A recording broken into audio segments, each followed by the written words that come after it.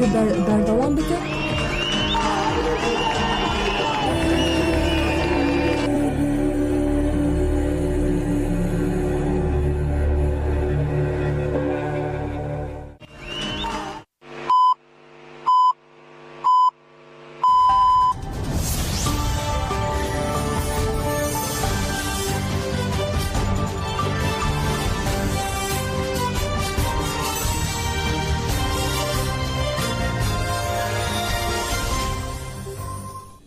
Jinavedan uçayan radyo denge gelden baş ürü hafta içiler 2020.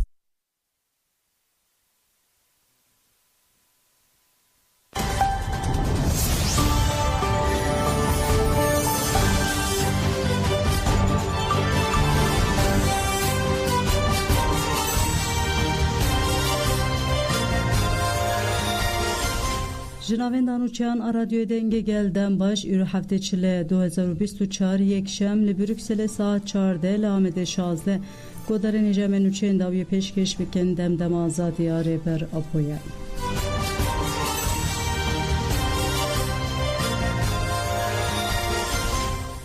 Ji 564 kesetan deklarasyona em bibin dengêjî aştiyê re bank kirin. Li İstanbul'u Amedê deklarasyona aştiye hatındayın. Deklarasyona li İstanbul'e bi daxuyaniyeke li Hil Hotel Ali Taksim'e hatte ragihandın. Deklarasyon bi duruşmaya em bibin dengek ji bo aştiye dest bedike û tê gotin dev ji siyaseta zex tecid û şer berdin. Libin deklarasyona İstanbul'e imzaya 564 kesetan heye dınava van den nivîskar rojnama van hünermend û rewşenbîr jî hene. Di deklarasyona de ji bo çareseriyê giringiya rêbaza müzekereyan tê destşankirin û tê gotin ji bo aştiya civakî divê em bi cesaret bin.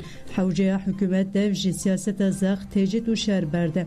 Nivîskar Ayşegül Devecioğlu deklarasyon xwend. Deklarasyona de balk şanser çareseriya pirsgirêka Kurd biriyên demokratik tecida li ser rêber Abdullah Öcalan û aştiya civakî.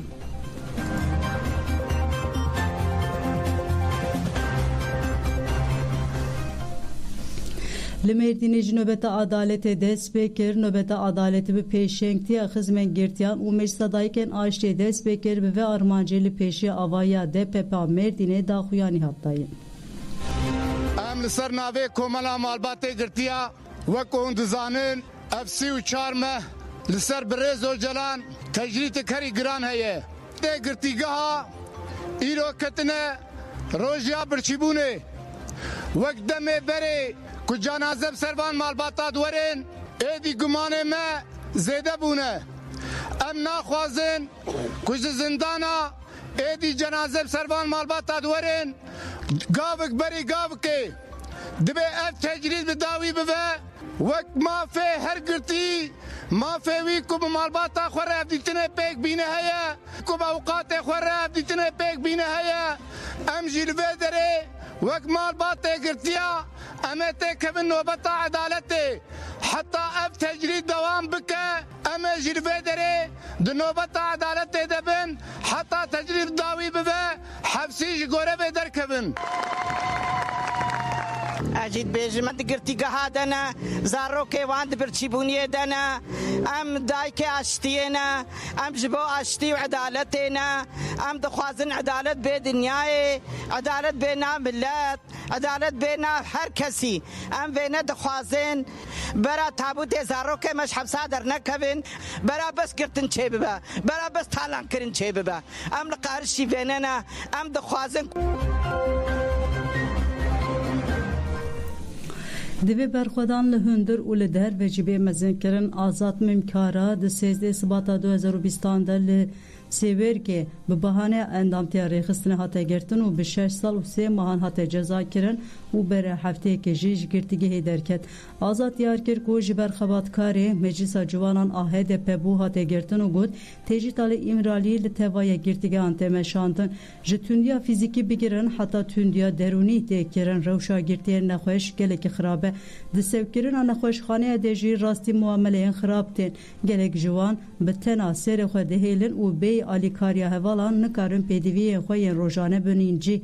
Azad mîmkara diyar kir ku daxwaznameyên wan yên têkîldarî bin pêkirinin mafan berpirs bê bersiv dihêlin û got poşmaniye li girtiyan ferz dikin girtiyen ku 30 salın di girtige de hatine girtin bernadın li girtige rihaye her ikem infaza yazdeh girtiyan hatiye şevtandın ev kiryareke be ahlakiye li girtigan kanun nine azat heridayu gud grevin birçibun acıbu azatiya fiziki Reber Abdullah Öcalan çulu durojun devamdike ejdi greva birçibun edebum lehatın berdan li tevaya girtigan çalaki devamdike lelider ve pişkiriyek baş nayekerin tecih tene meseleye girtiyan nine ya herkesiye lihündür berxodan ekmezin heye dve lider ve jî ev berxodan hin mezintir verekirin.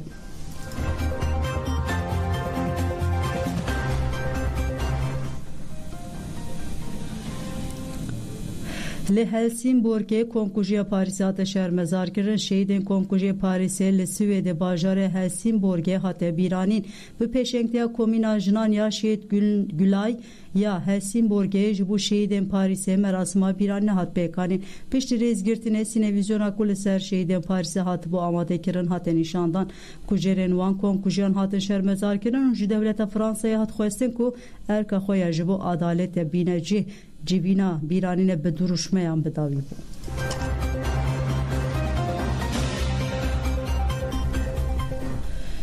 Roja pêşî hilbijartinên Dem Partiyê yên Amedê diyar bû. Dem Partî hilbijartinên herêmî yên di Sûyekê aldara 2024 de bênekirin wekî şahiya demokrasî binav dike û wê li navçe û bajaran namzêtan diyar bike. Wê pêşî hilbijartina li Amed û navçeyên wê di 14 û 15 Çilê de bêkirin. Hat diyarkirin ku pêvajoya hevpeyvînê ji bo namzêtên din dê roja yekşemê dest pê bike. Her wiha tîmbûn ku di dema mulaqatan de dibe ku bernamzêtiya hin kesan be betalkirin jî li cihê ku bernamzêtên jin kêm bin wê meyla gel esas bêgirtin. Gel li ciheke ji bo endamtiya Meclisa Şaredariyê sê jinan tenê serî lê dabe wê dîsa meyla gel esas bêgirtin. Wekî din di pêşhilbijartinan de şertê ji sedî pêncî yek heye. Ger namzê ji sedî pêncî yek deng negirin wê di nava 24 saatan de tura duyemîn a hilbijartinê bêkirin. Bernamzetên ku beşdarî pêşhilbijartinan dibin wê di wan de li krîtîrên wekî hevserokatî helwesta li dijî polîtîkên qeyûman lêhûrbûna wan ya li ser rêveberiyên xwecihî yên demokratîk avahiya civakiya herêmê serweriya wan ya ji bo pirsgirêkê û pêşniyazê ji bo çareseriyê serweriya wan a li ziman û çanda herêmê esas bêne girtin.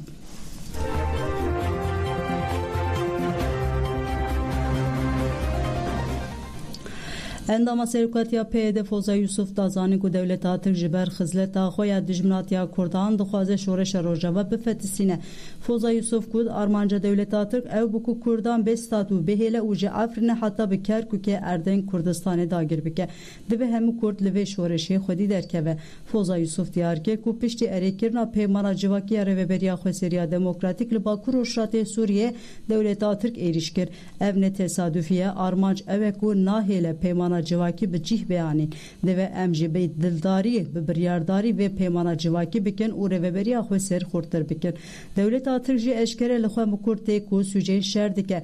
Daxuyanên Wezîrê Karên Derve yê Tirk hene ev hemû ji bo me delîlin. Foza Yusuf Herîdawî got dewleta Tirk ji ber pêdengiya hêzê navnetewî wêrektir û bêperwe êrîşan dike. Sedema pêdengiya hêzê navnetewî jî bi siyaseta şantajê ya dewleta Tirk û ji bo berfirehkirina NATO rewakirine. Koalîsyona navnetewiya li dijî Daişê jî eger bixwazin dikarin van êrîşan rawastînin. Meydana hewayî ji bo êrişên Tirkiye serbest kirine. Muhtemel ku di berdela erêkirina endamtiya Fîrlandiya û Swêdîya NATOyê de be Rusya jî ji bo ku Tirkiye ji NATO dûr bikeve destûra êrîşan dide. Ev hêz didin ku Tirkiye wêrektir bibe û van êrîşan bike ew jî ji van êrîşan berpirsyarin.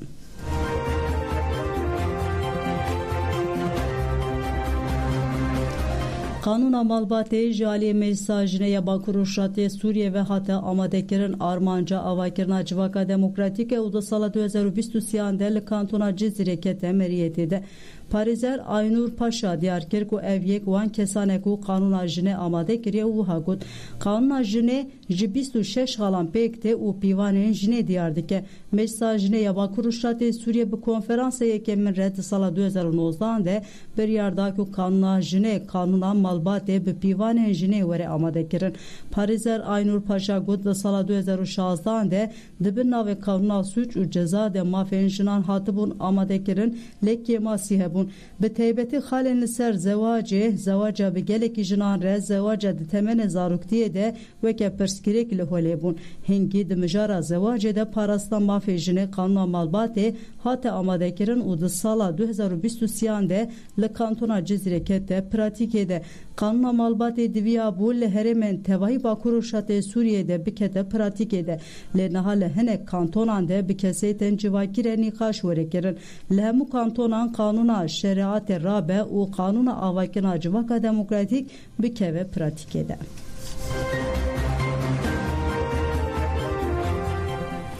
Belêgodarên hêja îroj em hatin dawiyan û çên xwe heta sibe bimênên xweşiyê de dem baş azad bişîn.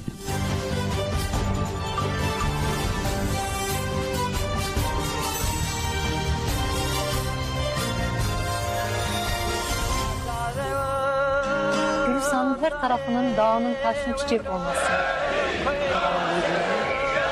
Bazı yerlerde hala var. Çok güzel çiçekler var. Çok güzel laleler var. Çıma, katile, sakine, Leyla, fidan, nagan darzandın.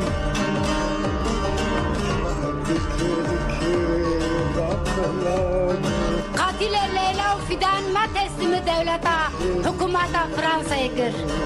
Katile, Evin, Mir u Abdurrahman, ma teslimi devleta, hükümeta Fransa'ya gir. لێکۆلین بکەن و کیت پشتێنە هەیە وێ دەربکەوە ئەو قەست تکنیک پێشکەت یانە tiştekî wiha ku tu nikarî eşkere bikî tiştek bir rengî tune. Umut varsa ben o heyecanı hep yaşıyorum.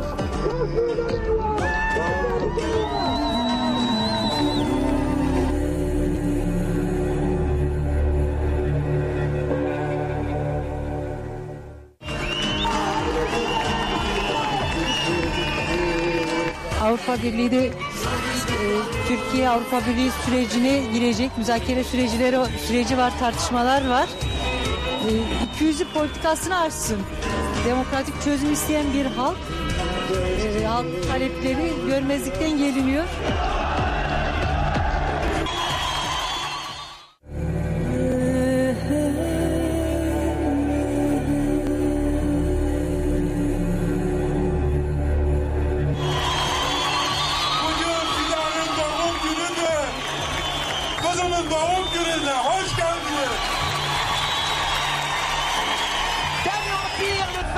Le système fasciste en 2023. Nous promettons de continuer la résistance et de la couronner de victoire. Mite Türkiye kabul kırkı çıva organize katliama Paris'e yekemin kirin, aşkara kirin, ama hemu belgena dana dosgeri Fransa'ya.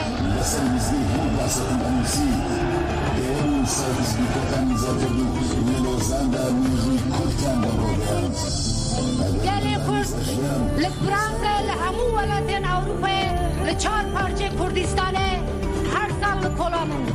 Tevgara jina Kurt, 10 salın her çarşambe nomadeli meydana Paris'e digiri ku ev katliam aşkare bibi.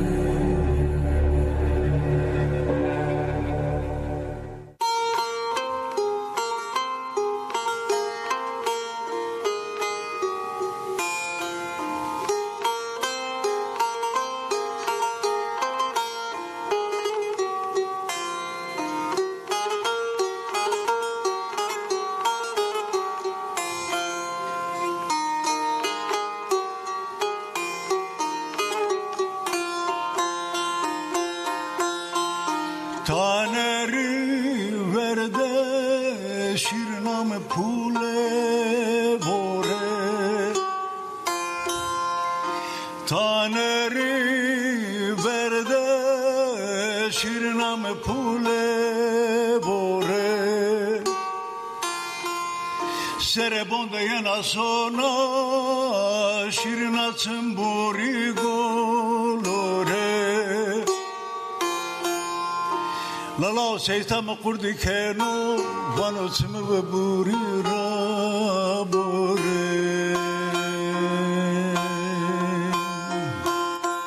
Dada şire şire hevalamı şire Hak ederim ayeni doğrunda kerda pili Gulanimunu tekerde verin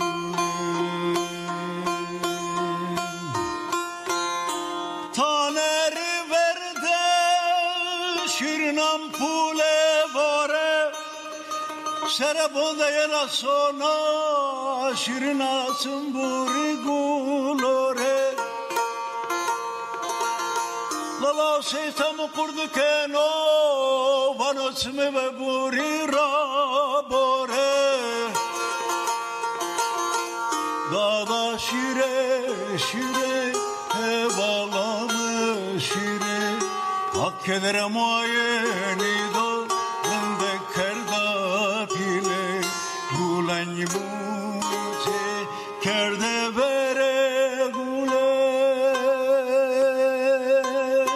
Dada şire şire hevalamı şire Hak ederim ayeni doğrunda kerda pile Gulanyi buce kerde vere gule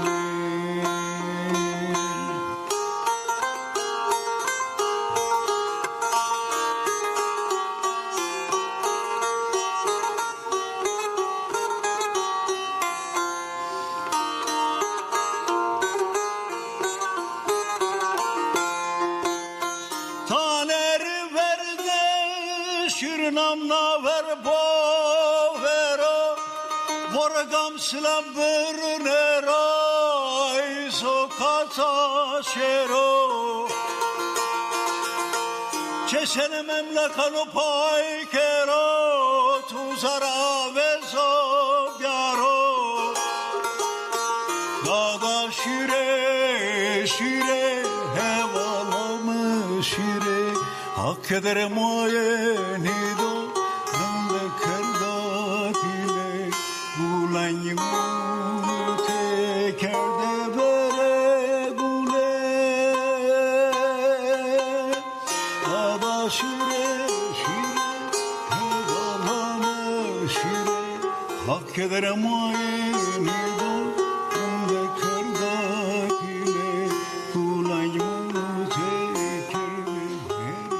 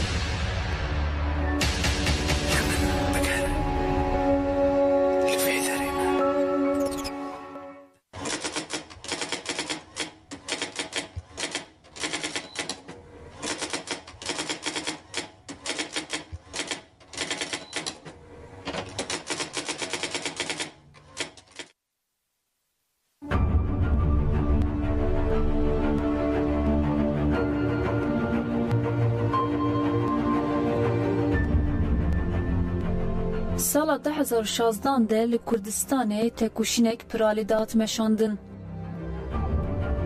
Li seranserê bajarên Bakurê Kurdistanê pêla berxwedana rêveberiyên Xweser bandoreke şoreşî di dava kirin. Li Sûr, Cizîr, Nisêbîn, Silopî, Gever û gelek navçe û bajarên Kurdistanê de gelê Kurd bi şerê gelê şoreşgerî li hember dorgirtina dagirkeriyê nasnameya xwe ya azad diparastin.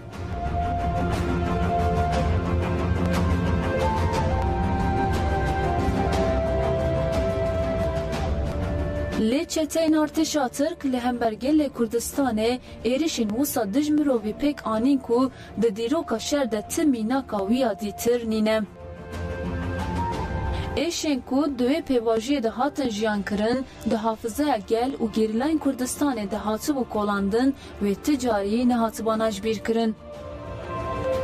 Qêrîna berxwederên birîndar a ku di Bodrumên Cizîrê de hatin şewtandin, dayîka taybet ya ku cenazeya wê bi rojan di kolanan da ma, êşa dayîka Cemîle ya ku ji bo laşê keça xwe perçeyek cemet digeriya wê ti carî nehatibana ji bîr kirin.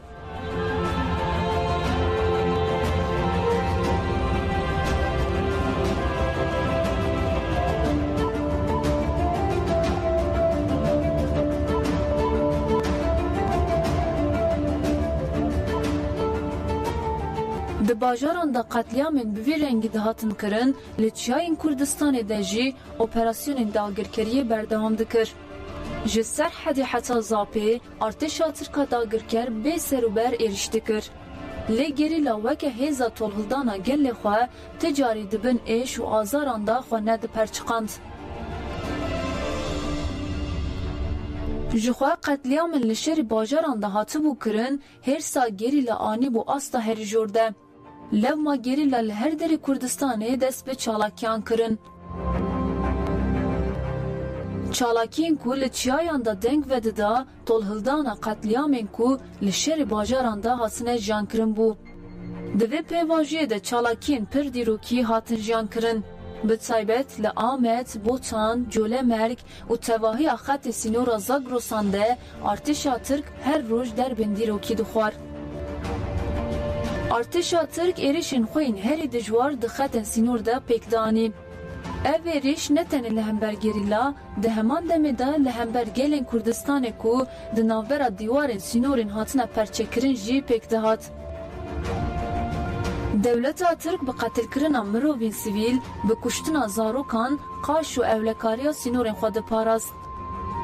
Bûyera ku li Roboskiya girêdayê Qlebanê hatibû jiyankirin, nehatibû ji bîr kirin. 34 canên li ser sînor hatin qetil kirin, hîna di hafîzeya Kurdan de zindî bû.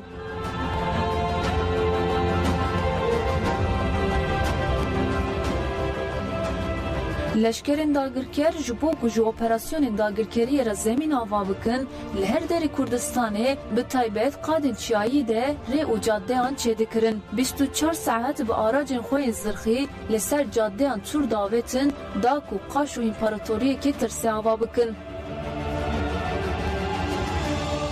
Lê di sala 2016 de gerîla li her derê Kurdistanê li hember çêkirina wan caddeyan û aracên zirxî çalakî pêk danîn.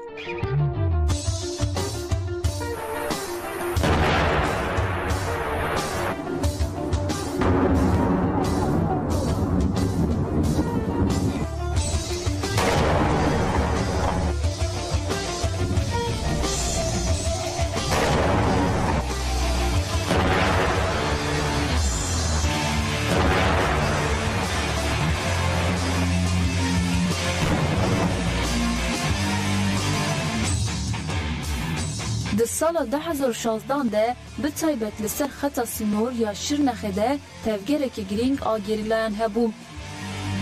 Di 16 Hezîranê sala 2016 de li qelebana Şirnexê de gerîla ji bo ku li hember leşkeran çalakiyekê kemînê pêk bînin xwe amade dikirin.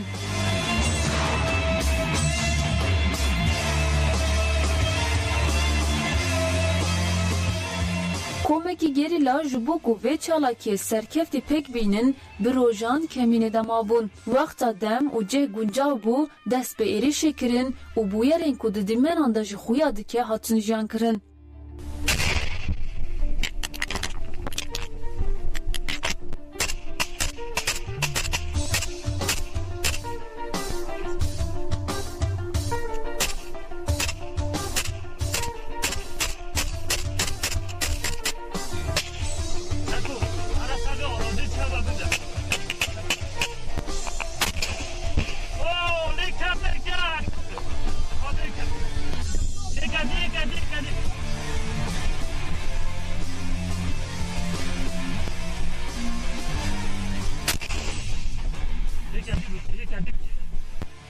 Gerîla di encama vê çalakiyê de gelek dagirker ceza kirin û aracên wan îmha kirin. Di dîmenên çalakiyê de ji xuya dike, di esnaya paşvekişandinê de gerîlayek navê xwe çekdar ji destê xwe birîndar dibe. Ji ber ku pir xwîn winda dike, ji ser hêşê xwe diçe. Hevalê wî Hesen bi awayekî lez û bez wî digire li ser pişta xwe û heta digihîjin ciyekî ewle deqeyek jî wî bernade.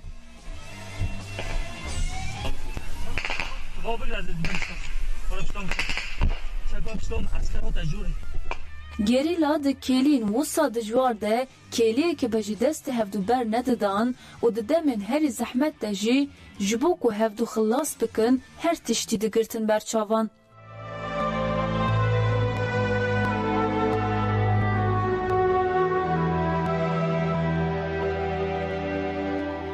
Yek ji wan gerîlayên ku di vê çalakiyê de cih girtiye Militan Heqî an gu Ahmet Yavuz bû. Ew li derxistina vê çalakiyê de xwedî kedekî mezin bû. Heval Militan heta sala 2022 jî her di cepheyên herî pêş de cihê xwe girt. Wek endamê hêzên taybet di asta fedayîtî de pêvajiyên şer pêşwazî kir. Di 16 mijdarê sala 2022 de li Rojavayê Zapê li hember dagirkerên ku dixwastin xwe li girê Amediyê bicih bikin, çalakiyekî pêkanîn.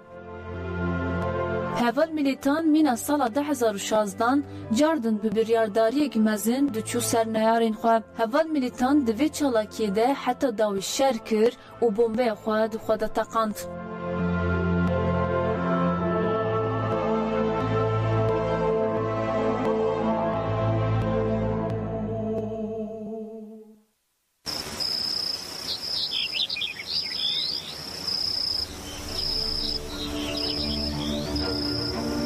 Sala 2016 di bin germahiya meha Tebaxê de komekî gerîla li qelebana Şirnexê ji bo çalakiyekê cardin li hevdû kombûbûn.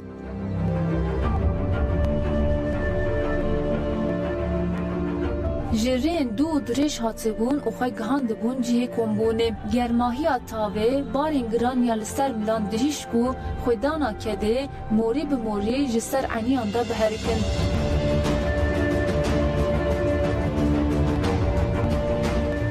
Ji bo gerîla dem û demsal qet ferq nedikir. Ger mijar derbilêdana dagirkeran û wana ji Kurdistanê qewitandin be, her tim amade bûn.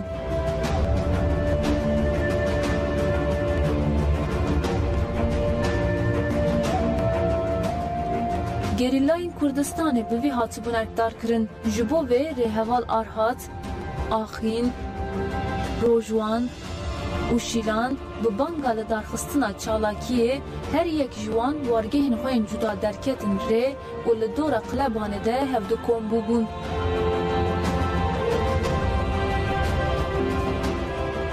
Arîfeya vejîna pazdeyê tabaxê bû. Gerîla ji bo ku serweriya Kurdistanê ji neyaran re nehêle her di tevgerê de ye. Lê rojên ber bi pazdeyê tabaxê ve dilê her gerîlayek cuda lê dide. Ji bo bîranîn û pîrozkirina mermiya yekemîn tevgerek cuda dest pê dike.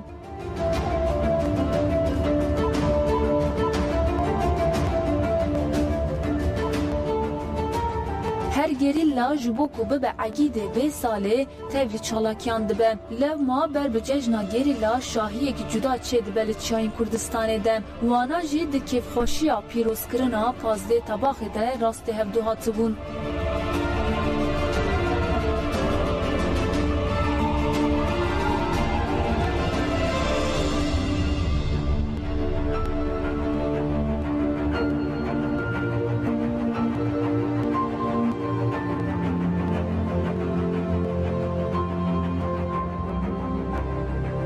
Di şerê çiyayên Kurdistanê de gelek gerîlayên ku ji cihên cûrbecûr dihatin û di demên çalakî û pêngavan de hevdûnas dikirin.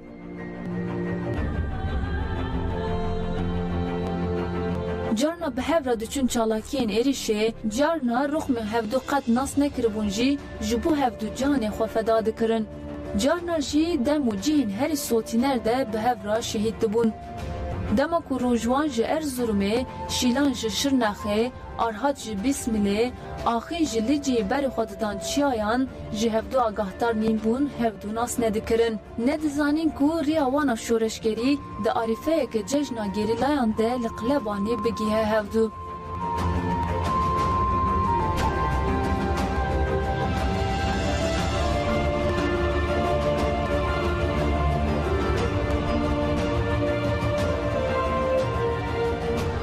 Gihiştina hev ya her çar gerîlayan îfadeya di serkeftinê de kilîtibûn, di armancê de yekbûyînê bû. Lewma wana rewşa salê, êrişên dijmin û asta şer û berxwedaniya gerîla yek bi yek nîqaş dikirin.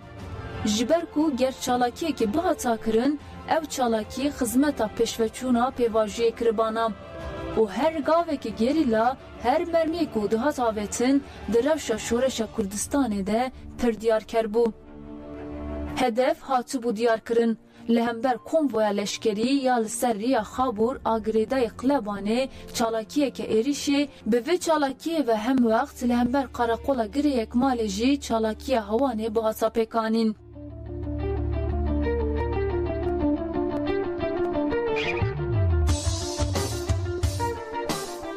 Di saetên nîvro de gerîla cihê xwe girtibûn û li benda aracên zirxî bûn. Dema aracek leşkerî ya bi tîpa re û ket mesafeya dîtina gerîlayan de çalakî dest pê kir. Bi lêdana çeka biswîngê û îmhakirina aracê zirxî ve çalakî hatin dest pê kirin.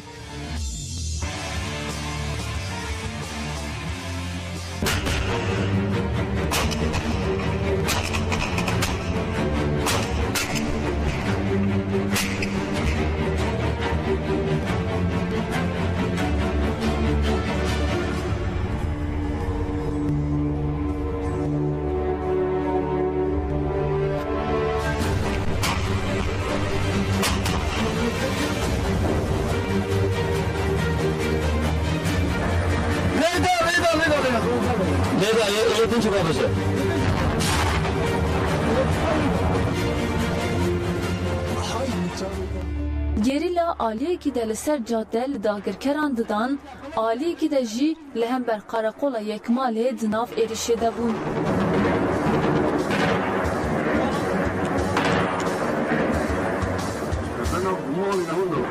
Ev çalakî mîna operasyoneke şoreşgerî bû. Dagirkerên li Qelebanê ne li bendê bûn ku ji nişka ve bi êrişekî wisa re rûbirû bimînin. Lewma demekî dirêj ne dikarîn müdexaleya cihê çalakiyê bikin.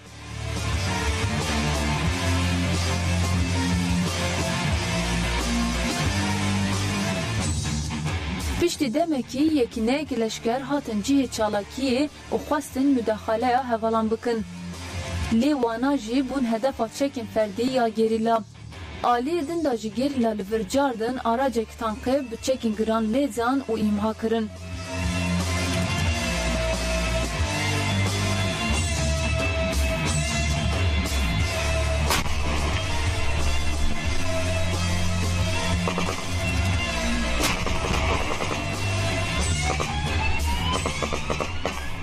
Heval rojwan di cihê çalakiyê de pir çalak tevdigeriya. Bê ku nefesekî bistîne li ser hev roketên bisfîngê li ser dijmin dişixuland û ne dihîşt leşker serê xwe jî rabikin.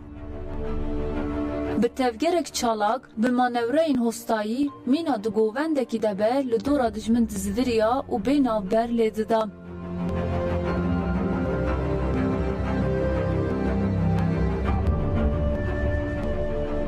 Heval şîlan di vê çalakiyê de nûnertiya asta fedayîtî û kabiliyata êrişê ya yê ji astarê diyar dikir. Demekî dirêje xwe ji bo vê çalakiyê amade kiribû. Heval şîlan bi lezekê wisa diçû ser dijmin ku mirov digot ev heval hemû hêrsa di dilê xwe de ji bo vê çalakiyê kom kiriye. Bê navber heta mermiya xwe dawî li ser dijmin de çû. Hevalar hat hem wek endameke çapemeniyê hem jî wek şervaneke koma êrişê tevlî çalakiyê bûbû. Du kameraya xwe di cihên cuda de sabît kiribû da ku dîmenên çalakiyê başwere kişandin. Xeyala wî ya herî mezin ew bû ku çalakiyeke êrişê bi hemû hûrgiliyên wê ve bikişîne û nîşanê cîhanê bide da ku herkes bibîne gerîla bi çi awayî şer dike. Lê ew ne tenê kameravan bû. Di heman demê de kamera xwe ya serî jî danîbû li ser eniya xwe û bi hevalên xwe re ketibû êrişê. Ew hem şer dikir, di heman demê de jî rastiyên vê şerê belge dikir.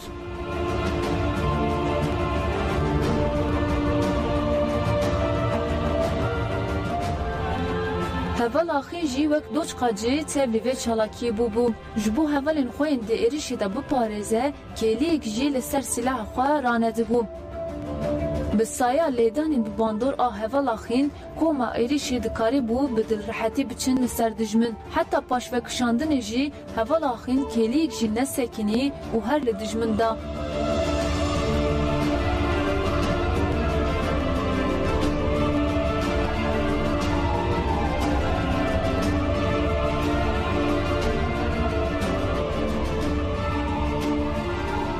Çalakî bi serkeftî dawî bûbû. Di encam de 15 leşkerê dagirker hatibûn cezakirin û gelek esker jî birîndar bûbûn. Gerîla di vê çalakiyê de wek şêwaza têrê bazan di demekê pir kin de hedefê xwe îmha kiribûn. Lê artêşa Tirk a ku ne dikarî bejahî de li hember gerîla şer bike, cardin xwe spar tibûn balafirên xwe. Bi dehan balafirên keşfê û balafirên şer li ezmana Qelebanê difiriya. Di dehê tebaxê de jî balafirên şer cardin ji bo qetilkirina ciwanên Kurd li ser asîmanan da difiriyan. Gerîla rojwan, arhat, şîlan û axîn di esnaya paşvekişandinê de rastî êrişî hewayî hatin û gihîştin şehadetê. Lê dibêjin ku çavên wan li pêl nemaye. Lewma wana derbeyekî dîrokî li artêşa Tirk dabûn, erka xwe bi serkeftî pêkanîbûn. Her çar gerîla heta niha jî di nav rêhevalên xwe de wek sembola rihê êrişê mînaka fedayîtiyê tên nirxandin. Wana her tim bi dilsoziya xwe ya li hember partî, girêdanbûna xwe ya hevaltî û bi hêrsa xwe ya li hember dijmin hatin naskirin.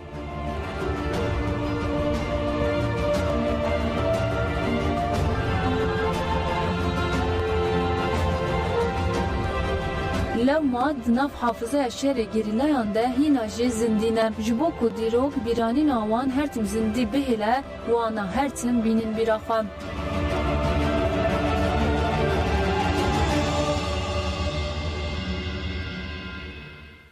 Yek, do, sê, çar. Çiya çiya dil meşe, lur lur lavko, lur lavko. Çiya çiya dil meşe, ez kurbana gerilla.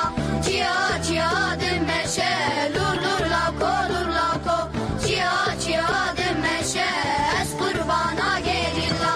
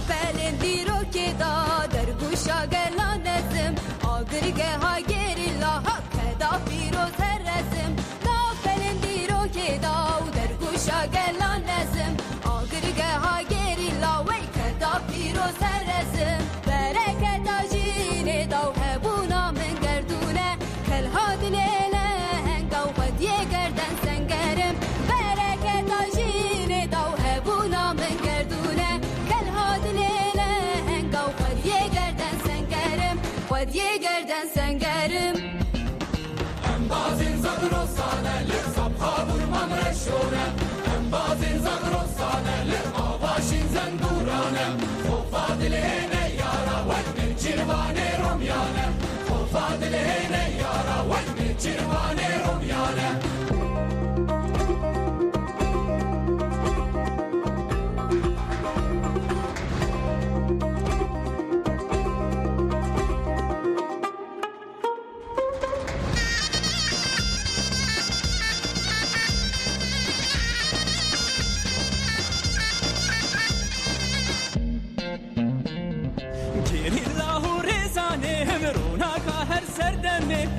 هورستا آزادی هونی شانال هر دمه گلی لاهو ریزانم روناکا هر سردمه اول هورستا آزادی هونی شانال هر دمه دل بهاری دوزایر و آور لوندین خاکی هم لیلانا چابی خزالا زبرو سادمه دل بهاری دوزایر و آور لوندین خاکی هم لیلانا چابی خزالا زبرو سادمه خزالا صادمه هم بازين زغرصانه لصبخا برمم رشونه هم بازين زغرصانه لآواشين زندورانه فادل هنا يارا وكمي چربانه رميانه فادل هنا يارا وكمي چربانه رميانه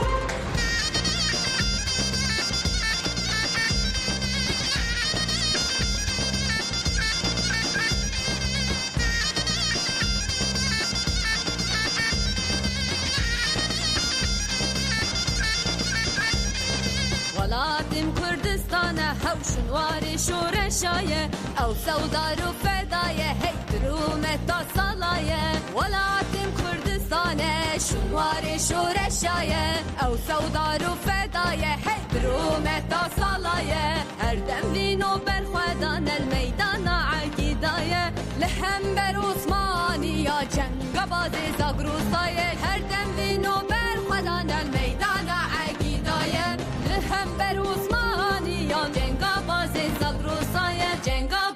زاغروساية هم بازين زاغروسانة لصبخا برمم رشونه هم بازين زاغروسانة لآواشين زندورانه فادل هنا يارا وكمي چربانه رميانه فادل هنا يارا وكمي چربانه رميانه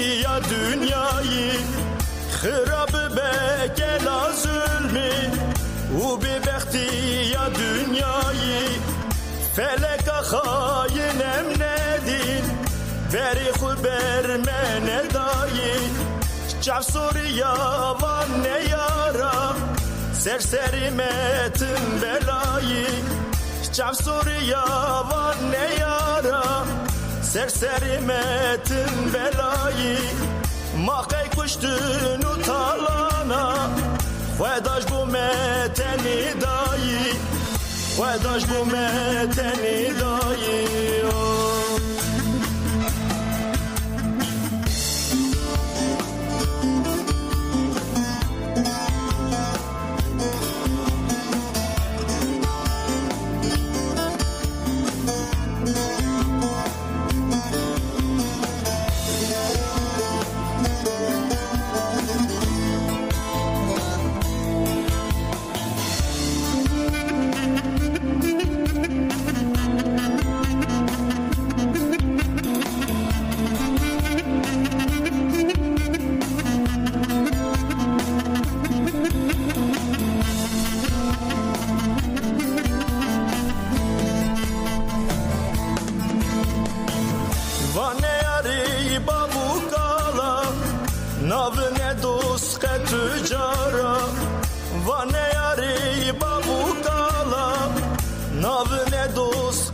بجارا مدکوشن هر وک جارا مداویجن وان زندانا مدکوشن هر وک جارا مداویجن وان زندانا وان زندانی رشوتاری سرمدا zulüm dibari van zindani reşutari sermeda zulüm dibari sermeda zulüm dibari ey mirimin ey serokimin bira birji çavi hayinti bira bimre bebextiya dünyayı li bira بزانبن پیل به پیل پیل به پیل به هزاران کچی خورد کرد لپی دوزا سرپبون و آزادی وی بمیشن وی بمیشن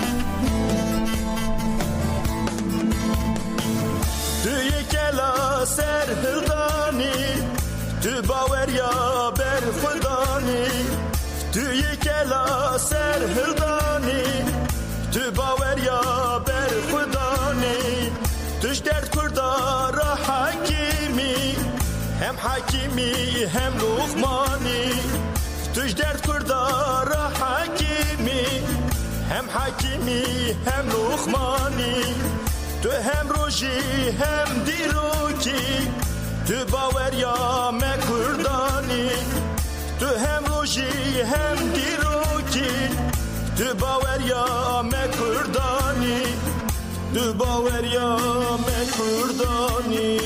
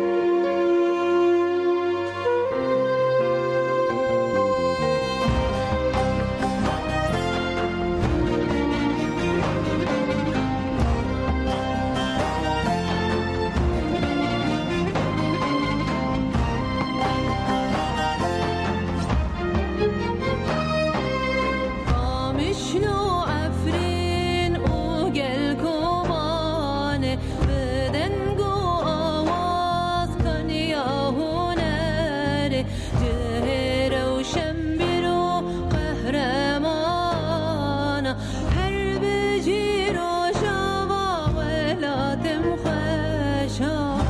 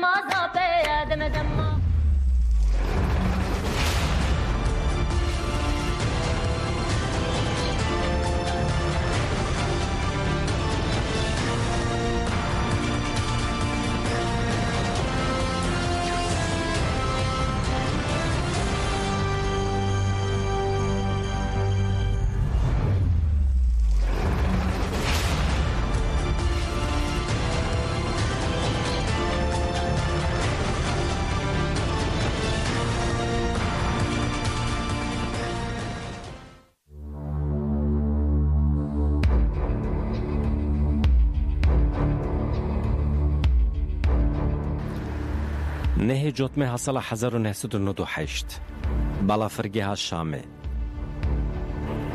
Di saetên sibê de balafira ji Şamê radibû ber bi paytexta Yunanistanê vediçû û ji wê derê jî wê biçiya Stokholma paytexta Swedê. Rêwiyekê lê sar dibû ku bi rojan, bi heyvan heta bi salan wê di rojeva cîhanê de bima. Ew rêwiyek ku bi pasaporta bi navê Abdullah Sarı Kurt rêwîtî dikir, di rastiya xwe de Abdullah Öcalan bû.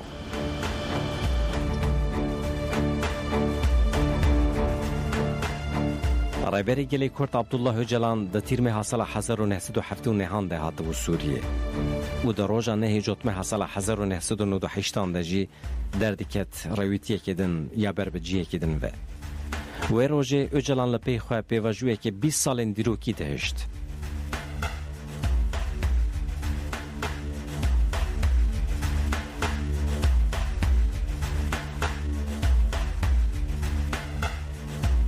Şam, ango bi navê xwe din Dimaşk, paytexta Sûriyê. Dîroka wê ji Sûriyê gelek kevintir e. Li gorî efsaneyê cinayeta destpêkê di dîrokê de ya weke bûyera Kabil û Habil tê zanîn li çayê Kasyonê ku dikeve bakurê vî bajarê qedîm hatibû kirin. Di rastiya xwe de çîroka Kabil û Habil di vê erdnîgariyê de qet bidawî nebû. Sedem yan jî çavkaniya hemû pevçûn, şer û bûyerên ku li ser vê erdnîgariyê çêdibin jî belkî ji wê efsaneyê zabin. Li gorî efsaneyê Kabil kurê adem û hewa yê mezin e. Habil jî kurê wanê piçûk e. Kuştina Habil ya ji aliyê birayê xwe Kabil ve tekiliyên hêzê yên bi 100 salan li ser vê erdnîgariyê heyîn didin nîşan. Huquqa nenaskirina biratiyê ya herî kevne. Şam navenda şerên bi sedan salan e. Gelek caran ji aliyên hêzên ku dixwastin li ser vê herêmê bibin desthilatdar ve dest guherd. Dema ku şerê cîhanê yekemîn qediya, İmparatoriya Osmanî desthilatdariya xwe ya li Şamê wenda kir. Şam ketbin manda Fransayê.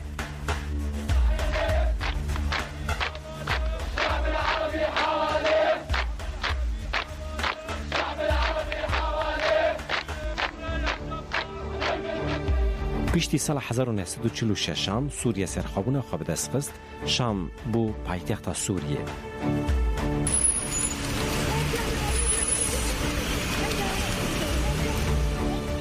Lêgerînên rêberê gelê Kurd Abdullah Öcalan yên piştî ku salê 1979 hate Rojava, Sûriyê û paytexta wê Şamê lêgerînên heqîqetê bûn. Öcalan dixwast ji bo Kurdên ku hatibûn kolekirin li ser hîmê wekeviyê ji wan re li gorî huquqa demokratîk jiyanekê nû ava bike. Ji ber vê yekê her gavên ku hatin avêtin gavên dîrokî bûn.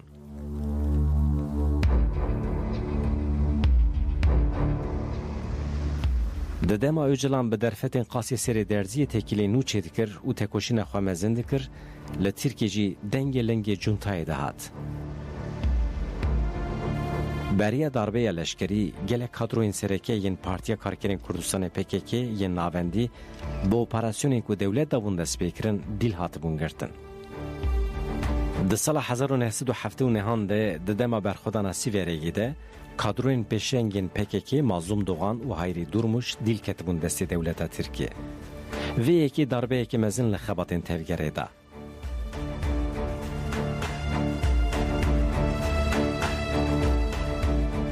Piştî darbeya leşkerî ji bo rêxistinên Kurdan, ji bo hêzên çepkiriyên Tirkiye bi taybetî ji bo kadroyên pêşengên PKK û sempatizanên wan pêvajûyekî gelekî zor dest pê kiribû. Kadro û sempatizanên ku dîl nehatibûn girtin ji bo perwerdeyiya leşkerî û bîrdozî bibînin, di ser Sûriye re derbasî Lübnanê dibûn.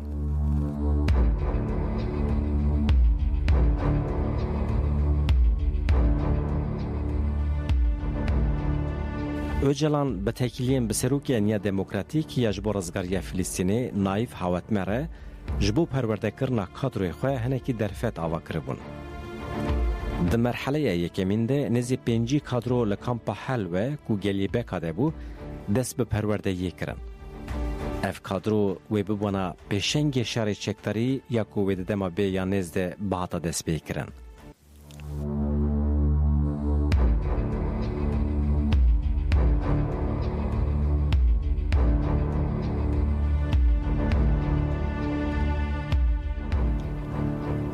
گلی بکای د سالن 1907 ده دبن د سلاطاریا رخصن فلسطینی ده بو. گلی بکای یکو ملکی و دیگه جه حتی اردن کجالی اسرائیل و هاتیه داگر کرن و که پرچه که جه بهشته بو.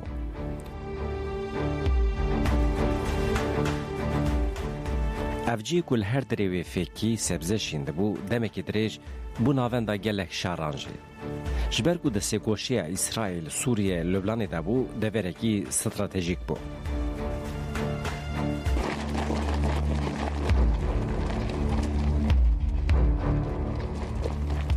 د سری سال 1908 ده کامپ هل و لویدری هاتا وکرن. کامپ چند کیلومتریان نزی سینوری سوریه بو. کادروین PKK لکامپ هل و پروردی لشکری و سیاسی دیدن.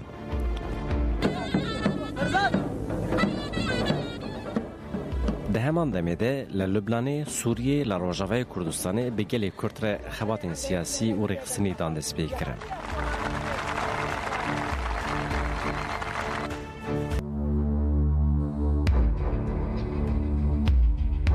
رایبری گلی کرد عبدالله هجلانجی جزو و دست به آمده کارین گروبا یکمین یا گوی برای که باکور کردستان کربو. در نواوی گروبی ده میلیتانین افسانوی ین PKK کمال پیر و محسوم کرکماز جیه بون. لبلی دما گروب درباسی ولید بو لدجیوان اپراسیون پیکات. دو آرمانج گروبا گوی بچیا ولید هبو. یک جبو شهر برفت نو آمده بکن، دو جی جنوبا کم کرنا رخصنه بو. لبلی اپراسیون جبو گروب تک ببنده هاتن کرن بردوام دکرن. گروبا کمال پیر دنافده دیلکت دستی دولتا داگر کرن ترک. محسوم کرکماز به برینداری خلاص بو. دی سروکتی گروبا یکم کشان ساحا لبنانه او گروبا یکم پرورده دید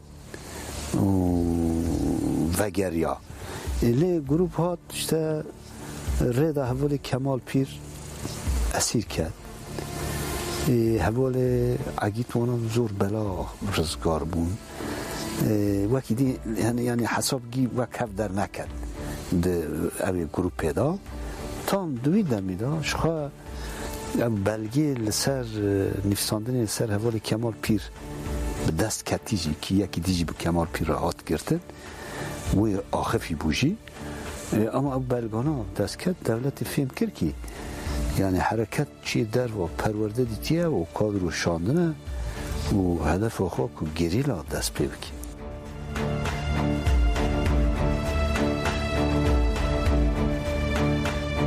دیلکتنا کمال پیر و حوالین وی جبو تفگری darbe کی گرام بو. لبلی وی کجی نکاری ریل بر ریه کو اوجلان دای پیشی خواه بگره. اوجلان هیچ بهتر لزدا پرورده لشکری، siyasi و بیردوزی.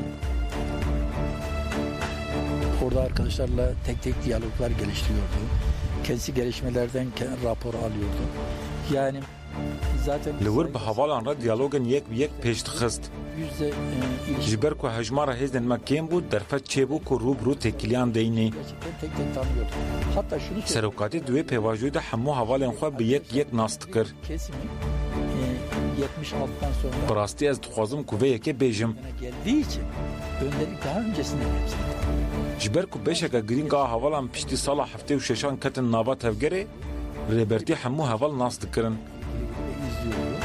دوی وارد گشدان وان جنیز ود شوپاند به هر حوالی پر مجول دبو جبر وی که وی چاوداری پیشوچونا وان دکر askeri disiplin daha çok هلبت دوی پیواجوی ده شواز لشکری و دیسیپلینا لشکری جی درکت پیش از راپورن حوالین که اف پرورده قداندنه و خواه آماده دکن که وگرن ولاد دزانم میناک اف راپور به هبوکا اجی امر و نیرینن ورا آماده مستروکی من آنجی فرماندار من بداوی بوبون emir ve görüşlerinize hazırım başkanım ya da komutanım cümlesiyle bitiyordu yani.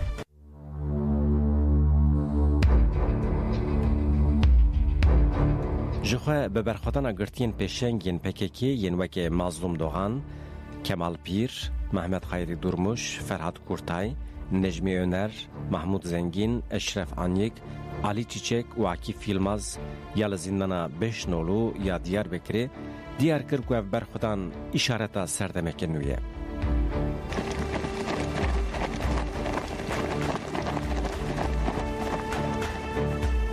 برخودانا لزیندانان لزدا آمده کارین کادروین PKK ین لروجتا نوین جبو وگرا ولید.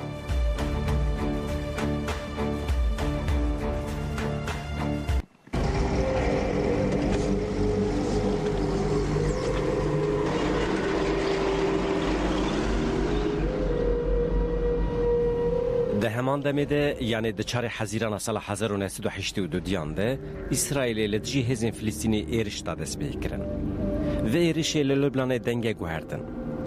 دشار اسرائیل و هزین فلسطینیان ده میلیتان PKK جی درفین فلسطینیان ده جیه کردن. شهر کرن جیان خوش دستان. جبویه که لرجات نوین لعرمه جبو PKK و سروکی و عبدالله جلان حرمت بیکات.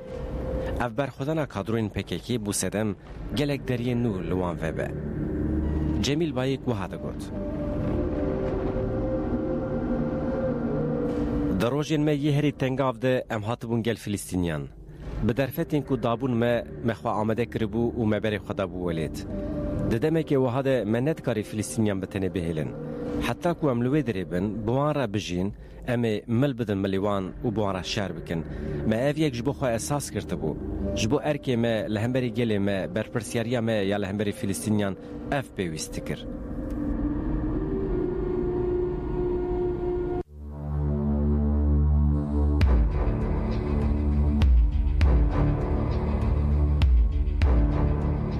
ادیل لبنان بناو دنگ بحثا گریلاین PKK دهات کرن. گروپ لپی گروبان دهاتن کامپا هلوه. کامپه پشره ناو محسوم کورکماز که ده 28 آذر سال 1986 ده شهید بو کرد. محسوم کورکماز آنگو بناو خویدن که بوی افسانه عگید یک جپیشنگ و فرماندار هم پنگا و 15 تباخا 84 یا سرداگرتنا ارو خوشم زینانه بو. به وی سرداگرتنه آواکرنه هزین رزگاری کردستان هرکی حادیلان کرن. و شر چکتاری لدجی دولتا ترکیه داگر کر حد دست بیکرن.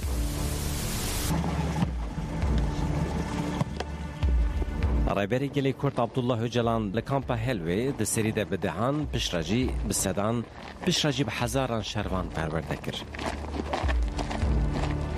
بنگه خباتین دیروکی لوی کامپی هاتن آویتن. کامپ پشتی سالان لسر زختین ترکی جبر اولکاری ده سال 1992 دیان ده حاضر گرتن.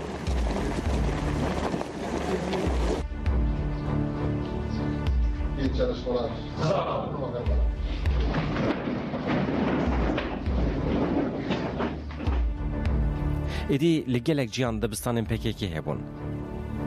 دوان دبستانان ده لگوری تخمینان رایبری گلی کرد عبدالله جلان زیده 30,000 شروان و کادرو پرورده کرن. جبو رزگار کرنا گلی کرد و کردستان اجلان بنرخاندنین خواه ین جور بجور هشکو او شروان و کادرو فرم جیانه که آزاد بگرن.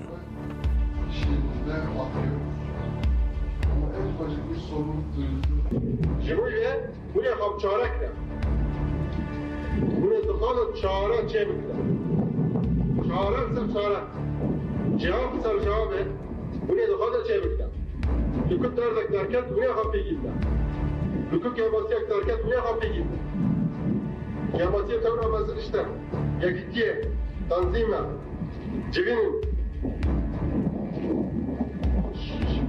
daha orada şarkırın, kalkırma. Eşya bekşimi bakın. Bırak bu şikayeti avattı. Yak bu zarar ettiğimi, hain derken, zam. Abi malis, mahkeme kapı kaç yaptı. Mahkeme gel, barın yaptı. Nefır da, bu kararı karas mıdır?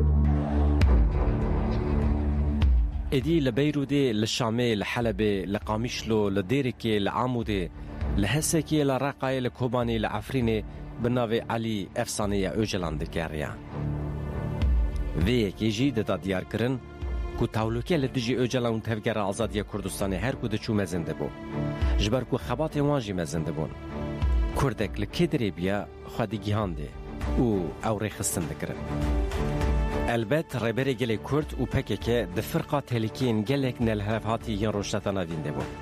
جبوی که جی اوجلان لبنان و سوریه به گلک رخصن و پارتین پولیتیک را د تکیلیه ده بود. جاره یکم لشامه به سروکی پدکی مسعود بارزانی به سروکی ینکی جلال طالبانی را هفدیتیم پیکانی. بوان را جبو هفکاری پروتوکول امضا کرد. ده همان دمه ده اوجلان خواست برای خستن باکور کردستان رجی انیه که نتوی پیک بینه. جالی دنوه به پارتی رخصتن چپ ترکیه رجی دناوه هولدانین آواکرنا یکیتیه که انیه که لدجی فاشیزمی بو او صد خبتی.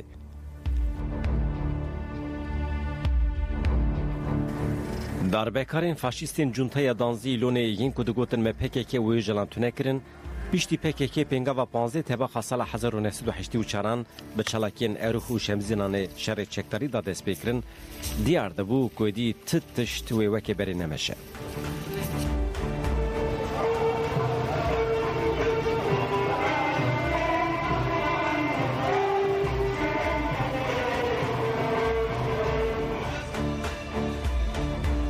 هر کو شر چکتاری بلاو بو فرح بو دگیشت گرسه انگل او دگرتن بن باندورا خواه. تهدیدین لهمبری ربری تفگر اوجلانجی زیده دبون.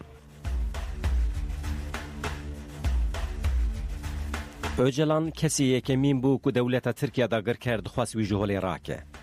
اودی درزه یکمین یه هدف دولت ترک دبو. PKK و اوجلان دناوا سالان ده گلک سروک وزیر و سروک کماری ترک والا درخستن. 50 kişilik bir grupla saldırdı. Trende bulunan Kemah Merkez Karakolu Komutanı Jandarma Üst Çavuş Orhan Gülter'i şehit eden terörist. Pişti 15 tebaqe her roja kutuçu arange pevajoye de guheri. Erişim berfrehle dji PKK pek dağıtın.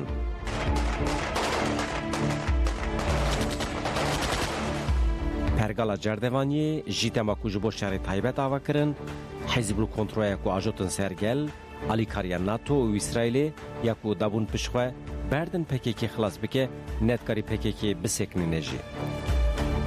Ve 16 NATO devletinin hepsi û her 16 devletên NATO bi awayekî objektif bi gelê Kurd re şer dikin. Her çiqas Amerîka û Almanya pêşengî ji vê yekê re dikin jî, welatên dinên endam jî di vê yekê de cî digirin. Ev rewşek bi êş û paradoksî ye. Mixabin ev rastiyeke. Ev bêbextiya li gelê Kurd amazin e. Heger bi piştgiriya NATO ya Tirkiye re rûbrû nebûye, lê demek berê bigîşta azadiya xwe. NATO bi rastî li dijî Yekîtiya Sovyetê hate damezrandin. Lê îro rêxistineke ku bi giranî li dijî gelê Kurd rola xwe dilîze. Di rastiyê de her çiqas NATO nexwedî armanceke wiha bû jî li dijî gelê Kurd destekeke mezin da Tirkiye. û ev piştgirî bi rastî jî piştgiriya polîtikaya qirkirinê ye. Ne tenê zilm û xurtkirina leşkerî heye. Di heman demê de tamamkirina siyaseta qirkirinê ya heftê salin li ser gelê Kurdistanê tê meşandin. Qirkirina Ermenî û Rûm tamam bû. Gelek civakên hindikayî hatin tasfiye kirin. Tenê Kurd mane ku nefesa xwe ya da wî distînin û dixwazin wan jî biqedînin. Kürtler vardır. Onların da işi bitirilmek istenilmektedir. Şiddeta şer her ku dijwar dibû dewletê dest bi şerê taybetiye qirêj dikir. Êdî dewleta Tirk tinekirina fîzîkî ya Abdullah Öcalan xist bo rojeva xwe.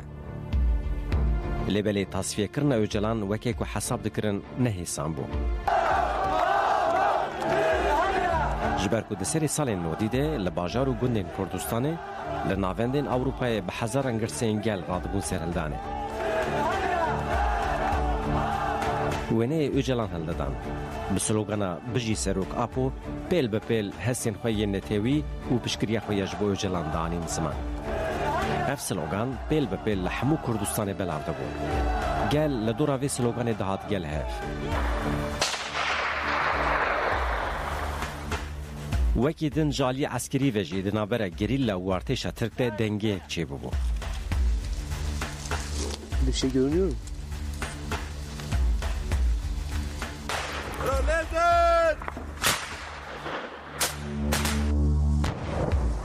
Ji ber vê yekê jî di nava dewleta Tirk de beşek ji wan dizanîn ku ew nikarin beriya operasyonên eskerî PKK û Öcalan ji holê rakin.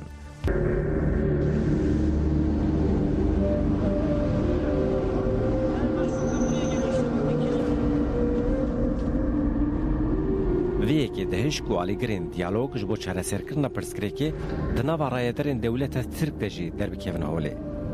یک جوان کسان یه سرکجی ترکوت Özal بو. Özal da sala 1980 nehande bu Serokkomarê Tirkiye. Ahmet Türk tek başına HEP'i temsil ediyor.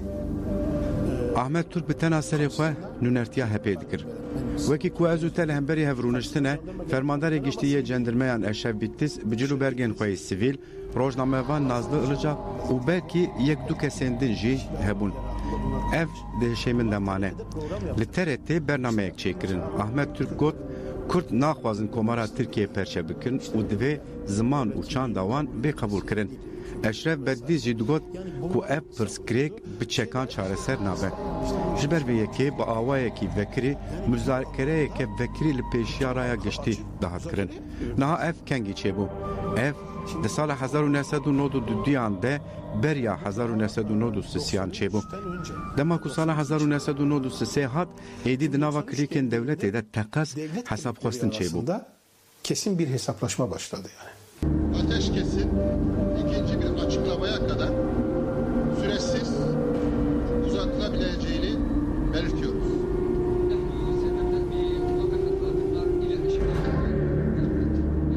Piştî agrbestên ku rêberê gelê Kurd Abdullah Öcalan da Adar û Nîsana sala 1993 de îlan kir û piştî ku Özal jiyana xwe ji desta yan jî hat tasfiye kirin, gelek provokasyon derketin holê.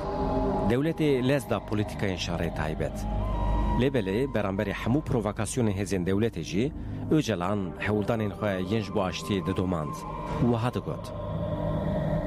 Eger ez qasî serê derzî jî derfet bibînim, ez ê aştî helbijêrim. Bu anlamda bizden de ortamın sakinleştirilmesini istemektedir.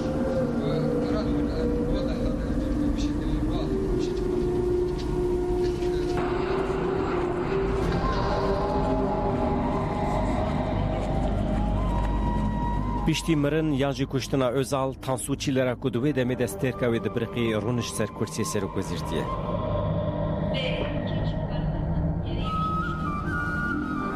Her çiqas di serî de ji bo çareserkirinê behsa modela baskî kiribe jî pişre bi slogana an wê tune bibe an wê tune bibe konsepta şerê taybet xist meriyetê.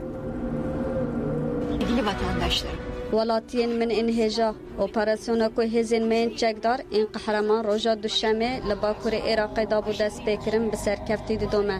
Ew operasyon di dîroka komara me de giring e û beriya her tiştê jî mafê xwe parastinê ye. Yan wê biqede yan jî biqede. Ev têgihiştin heta ku ev bi dawî bibe wê bidome. Ji ber ku tu welatekê ku ji xwe re hurmetê nîşan dide nikare destûrê bide terorê. Ji ber vê yekê min talîmat da hêzên çekdar ku ronahiya çavê welatên me li Bakurê Iraqê operasyonekê pêkbîne. Talimatını verdim. Bi hemû hêza xwe ve dest bi şewtandina gundan û kuştina sivîlan kir. Lêbelê Çîler jî weke Serokvezîrên beriya xwe bêçare bû. Pêwîstî bi demê didît. Vê carê Çîler li deriyê Serokîyenekê Celal Talibanê xist ku di agrbestê yekemîn de rol lêstî bû. Ji wî xwest ku biçe Öcalan îqna bike. Talibanî di çardê Adara sala 1995 de di nameya xwe ya ji bo Öcalan de ev yek dinivîsand.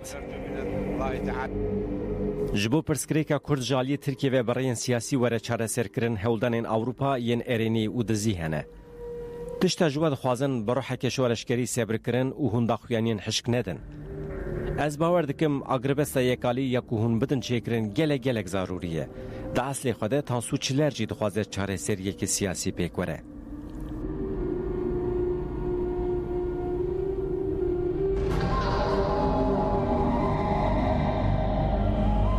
Bersiva rêberê gelê Kurd Abdullah Öcalan ya ji Serokvezîra Tirkiye Tansu Çîler re dereng nema. Hêj gelek dem di ser derbas nebûbû bi rêya Celal Talibanî nameyek şand ji Serokvezîra Tirkiye Tansu Çîler re. Min bi gelek wesilêyan gelek caran got. Em ne alîgirê xwînrijandinê ne.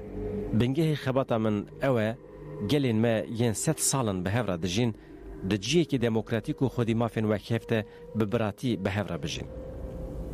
Ez ji her demê bêtir bawer dikim derfetên pirsgirêka Kurd di nava sînorên mîsaqê millî de bireyên demokratîk û aştiyane bi şêwazên diyalogê bêne çareserkirin. Bi vê baweriyê ji bo reyên diyalogê werin vekirin, eger li hemberî gel êriş pêk neyên, êrijiyên hêzên me neyê kirin, operasyonên bi armanca tinekirinê neyên li darxistin, ez fermana Agrbestê bidim hemû yekînên me yên çekdarî. Hêvîdarim hûn vê pêşniyaza min bi êrînî pêşwazî bikin û gavekî wiha giring hûn bê bersiv nehêlin. Öcalan ev name 11 gulana sala 1995 ji Serokwezîra Tirk Tansu Çîlerê reşandibû. Nameşandina di navbera her du lêderan de hevkarê desthilatdariyê û serokê CHP her wiha alîkarê Serokwezîr Hikmet Çetin jî daxil bibû. Çetin bi eslê xwe Kurdek ji lijî bû. Vê carê jî Çetin ji Londonê bi rêya navbenkarekî name ji Celal Talabanî reşandibû, xwestibû ku Talabanî Öcalan îqna bike. Öcalan di heman roja ku name ji Tansu Çîler reşandibû, yanî 11 gulana 1995 ji Hikmet Çetin re jî nameyekî niyetbaşiyê bi rê kiribû, têde behsa modelên çareseriyê kiribû. Bi hevdîtinên pêşverî hev û du ji bo reyên çareserkirina pirsgirêka netewî, ez bawerim ku pirsgirêka Kurd jî wekî ya İspanya pirsgirêka Baskê çareser kiriye û Ingîlistanê jî pirsgirêka Îrlanda çareser kiriye, rêbazekî wiha ji bo çareserkirina pirsgirêka Kurd jî dibe ku bibe emsal.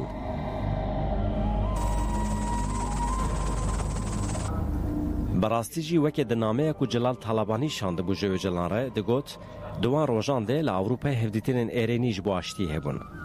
Carê yekemîn Parlamena Ewropayê di 15 kanûna sala 1995 de ji her du aliyan jî xwestibû ji bo çareserkirina pirsgirêkê Agrbest ragihînin. Ji bo vê yekê jî biryarek girt. Ev biryar ji bo diyalogê gavekî hêzdar bû. Rasta Avrupa, Yekîtiya Avrupa Parlamenê ve bangawazî kir hem bo Tirkiye hem bo PKK. Ve yekemîn car hatibî pêşxistin. Tirkiye veya nerazî bû, pir aciz bû. Çima çünkü ticara Tirkiye Kurd PKK tekuşnê PKK qabil nadikir. Digo li dijî min terörizm heye. El dijî terörizme şer dikin. Meselekî Kurd li Tirkiye nîne. Tekuşînik jî bo Kurdan nîne. PKK Kurd temsil nakin. Terörizme pêş dixi bo me bo Tirkiye zararkî mezin çedike. El dijwe disekin. Hûn çawa PKK temsilciye Kürt dibinin hün alik dibinin hün çavama alik dibinin vanjı alik dibinin hün mev PKK Kürda vek hevdi dibin az ve tücara qabil nak Türkiye bu hep bangavaziya Avrupa qabil nekir reber apu qabil kir ve bangavaziya dikkat hizmeti Kürt jî gelê Tirkiye jî bu wê qabil kir. Çünkü reber apû bereda servî esasî kar dikir. Wexta ka ew bangavaziya çebî xas ki li we fayde bibînî ew armanciyê xwe jî pêk bîne. Fakat bu ki Tirkiye qabil nekir bu wê ew bangavaziya Avrupa jî nekat pratik. Yani siyaseta Türkiye tamamen li ser karî me dimeşe. PKK û rêberê gelê Kurd Abdullah Öcalan bê dudulî bersiv dan banga Parlamena Ewropayê. Öcalan cara duyemîn di 25 kanûna sala 1995 de Agrbest îlan kir. Di heman demê de îlankirina Agrbestê beriya hilbijartinên giştî jestek bû. Bersiva dewleta Tirkiye ji bo Agrbestê jî hova nebû. Dewleta Tirk û ekîba Tansu Çîler ev yek weke lawazbûnekî şîrove kirin. Dewleta Tirk û ekîba Çîler dest bi komkujiyên sivîl kirin. هولدان سویقاسی یل نهمبری اوجلان چی بود کمکوجیا کجا حفظای نایج بیر کرنجی کمکوجیا باسه دسری دمروف کشتن پیشراجی او شوتان دبن ددانزی چلی سال 1996 ده یعنی پیشتی آگربستی به 3 هفتهان لنافچی شرنخی باسا تیم تایبت ین دولت ترکیه بسر گندین گره او خواران دگرن گندین به نام عبدالله ایلهان احمد کایا علی ناس نیت الله ایلهان خالد کایا و رمضان اوروچ به هنجتا جگیری لارا علیکاری کرنه دگرن بنچاوان ین هاتبون بنچاو کرن ده تابورا جندرمه یا تاش کناکه ده به اشکنجی هاتبون قتل کرن ده 15 چلی دجی قراقولا کچ یردو تلفن جبو گنتی کرن و جوانراتی گوتن که مینویسی که برای بکن جبو ین که هاتنه بنچاو کرن امی سربست بردن بلا مینویس وان ببه جردوان گوند حمید یلماز عبدالحلیم یلماز محمد önər و لقمان özdemir آجوکار رمضان ناس لگل خبرن و ور هیوید کرن که قراقول ین که هاتنه بنچاو کرن و سربست برده و رادستی وان بکه لبلی اوین که چونجی جبو ین ورن سربست بردان بگرن او جی لوی دری هاتن گرتن و کشتن هر 11 کسین که هاتبون کشتن به قلتقا مینویسی و هاتبون گریدان چوال خصبون سریوان دبن قراقولا لشکران دا کتن ره دما هاتن جیک و لشکر و جردوان لبنده بون لشکر مینویس تا جوتن جه مینویسی پیا بون دور کتن پشره مینویس دان برگولیان و روکتان پشره جنازه شیوتاندن ده 16 چلی سال 1996 ده سرفرمانداری ارتش ترک به هلیکوپتران روزنامه‌گر برنجی بویری و خواستن وی بویری بخنس توی پککی لبل اف یک دره که مزم بو گلک دم ده سر درباس نبو دره وان ده دستوان ده تقیا کمکوژی باسا و کمکوژی پشتی وی ین دولت ترکرن آگربست بیواته هشته بو جبر کو شرط öcalan sereke yecbu agirbesti devya bu ku devlet Türk sivila neke hedef. Arabanın bu yanında olması gerekirken büyük çoğunluk kurşun dedikleri tepesinde bir. Ve yani öyle gözüküyor ki görülen önce bir kurşun yağmuruna tutulmuş ve tutulduktan sonra da gelmişler daha yakın mesafeden de ateş etmişler. Çünkü arka kapıda içeriden dışarı çıkan kurşun delikleri var. İçeriden dışarıya ateş edecek olan insan yere yatıp da ta şeyin altından mı ateş eder? Penceresinden şuradan buradan ateş etmeye gayret eder eğer çatışma olursa. Şimdi ben de o heyetin içerisinde yer aldığım için ayrıntıları çok iyi biliyorum. Şimdi önce bu olay Ez jî divê heyetê de bûm û detayan baş dizanim berî her tiştî sibaha roja ku ev bûyer qewmê ku jara yekê û dawî bû û mînaka wê jî tune ye nûnerên ajans û televizyonên biyanî bi barefirê ji Enqerê birin Diyarbekirê ji wê derê jî bi helîkopterê vedguhêzin ciyê bûyerê ew serdema duyemîn a agirbestê bû hat gotin PKK agirbestê bi dawî kir vaya hûn jî dibînin cenazeyên 11 kesên di nav betaniyan de pêçayî û minîbusa şewitî nîşanîwan didin. Wê demê nûnerê ajansa nûçeyan a İtalya an heye li min geriya. Got di vî karî de tiştek xerab heye. Em birin wê derê lê nehiştin em bi gundiyan re biaxivin. Nehiştin gundî nêzî me jî bibin. Gef nûçegihanên Ajansa Anadolu û TRT xwarin.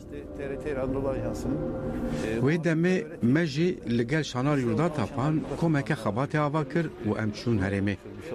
Rastî jî bi vê awayî derket holê. Destpêkê nedixwestin me berdin ciyê bûyerê. Li Sêrtê rêya me girtin. Gotin li ser rê mayîn hatine çandin. Gotin em ê li mayînan bigerin û pişt re biçin. Cenazeyên 10 kesên hatibûn qetil kirin. Şewitî bû yê kesekê nehatibû şewitandin. Tenê cenazeya ajokar neşewitî bû.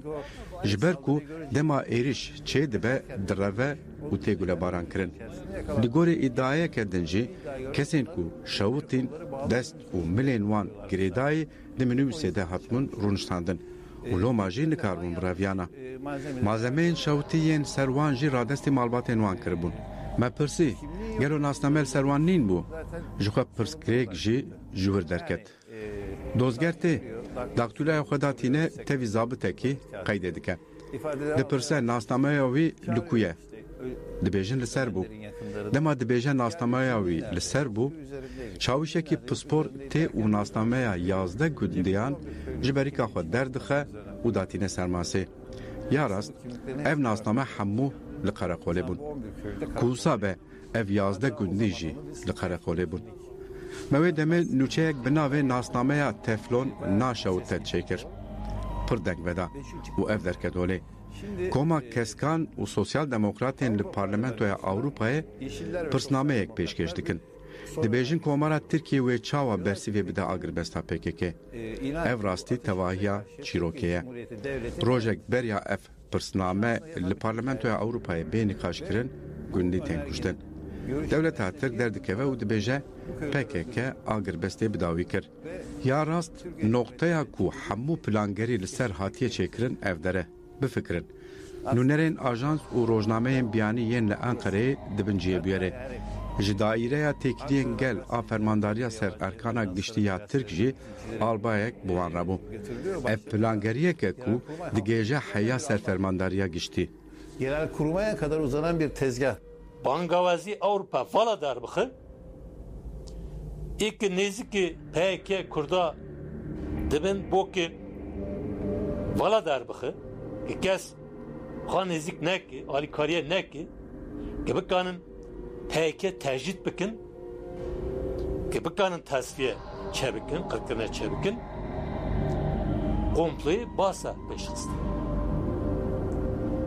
Berê ji gelek komployu war pêşxistin. û daîm jî herkes kira digotin vana PKK dik. Bu basa jî gotin PKK kir. Haske bir şekli PKK şaş bide nişandı. Kes PKK muhatap nagir. Nezik PKK nadi. Ki kanın rahat PKK tasfiye bikin. Kürt Kırkırda da darbaz bikin. Av komploya bu hep eşlisin. Lisebe geldik, haber çekirin, dahyani dan, propaganda peşkistin, hatta işte dosya hazır kırın, şandın gelikciya. Ki herkes ki ikna bikin ki PKK okuyuyor. Bu ve PKK'ra meri nikane rünün, nikane mesela çare ser bikin. PKK terörist de. İşte binerin insan şavutan. Yani vahşeti ki peşkistin aftın ser PKK. Geldik vah saraçı herkes ki var femdikir ki av PKK kiriye. Pişra net bir ki devleti Türkiye kiriye. Var rastya devleti Türkiye. Şivi Mezi Keryadere bölgesi ve Hakuk bölgesidir. 385 kilometrelik sınır hattı boyunca Devleta Tirkiye da girker ne tenê li dijî sivîlan di heman demê de li dijî gerileyan jî gelek êrişên leşkerî dabûn dest pê kirin. Lêbelê Devleta Tirkiye da girker bi van êrişên li hemberî sivîlan û gerileyan bi sînor nema. Dest bi konsept û planê nû kirin. Konsepta wan yan nû tişta ku ji sala 1970 nehan ve difikirîn li hemberî rêberê gelê Kurd Abdullah Öcalan li darxistina suîqastekî bû. Dixwastin bi vîya wê bigihêjin armanca xwe. Amedêkariyên vê suîqastê beriya salekê dabûn dest pê kirin. Serokwezîr Tansu Çîler û ekîba wê dahatuya xwe spartibûn vê planê. Li ser suîqasta ku hatibû li darxistin û bêencam mabû, Öcalan wiha digot. Min name şand ji bo aştî û biratiyê, ji bo em vî şerê bidawî bikin. Lê beramberî wê ji min re bombe şandin.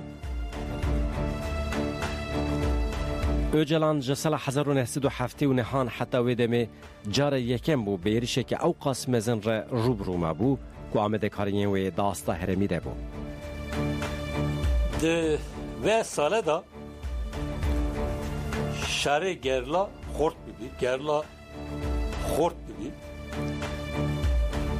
Şerêkî dat meşandin pirsgirêkî Tirkiye kür kiribî. Tirkiye her alîva pirsgirêk jiyan dikir, tehlike jiyan dikir. Hatta wexte di dijî pêke, dijî gerla, dijî gelê Kurd taxtikekî meşandibîn çi netice nedabîn. Hatta veya bu devleti Türkiye perskirek dajil mestir kiri. Peki li hemi beşi Kurdistan li derveyi walat Kurtlikî dere hebin beş ket teslik mezin çekir. Dîsa sahê nav netewîda beş diket. Devleti Türkiye dît ki bi şêwazeke nû biçe ser hereketê. Hatta niha taktikeke meşandı, siyaseteke meşandı çi nehçe neda. Bu wê lazim e taktikê nû pêş bixe. Pêşî hazirî mezin kir ki derbek mezin gerla bixit. Eger derbel gerla xist vexte dikan daha rahat biçe ser Suriye ser rebera bû. Dikanê nehçe war girt. Fakat başe dît ki asas ilk ve harekata dimeşini rebera poya. Eğer rebera po bir tesir ne ki او operasyonu mezine ki ser gerla peşbixi az eden etçe nedir. Belki hinek gerla şehit bixi fakat nikanı derbi asas hareketi bixi. Bu et siyasette xo taktiki xo gahartın rebera po girin hedef. Eçava rebera po lorter rabik. Beriera suîqastê piştî agribesa sala 1993 têk çû di Konseyê Ewlekariya Netewîya Tirk de hatibû girtin. Li gorî çîler di sala 1994 de dest bi amedekariyan hatibû kirin.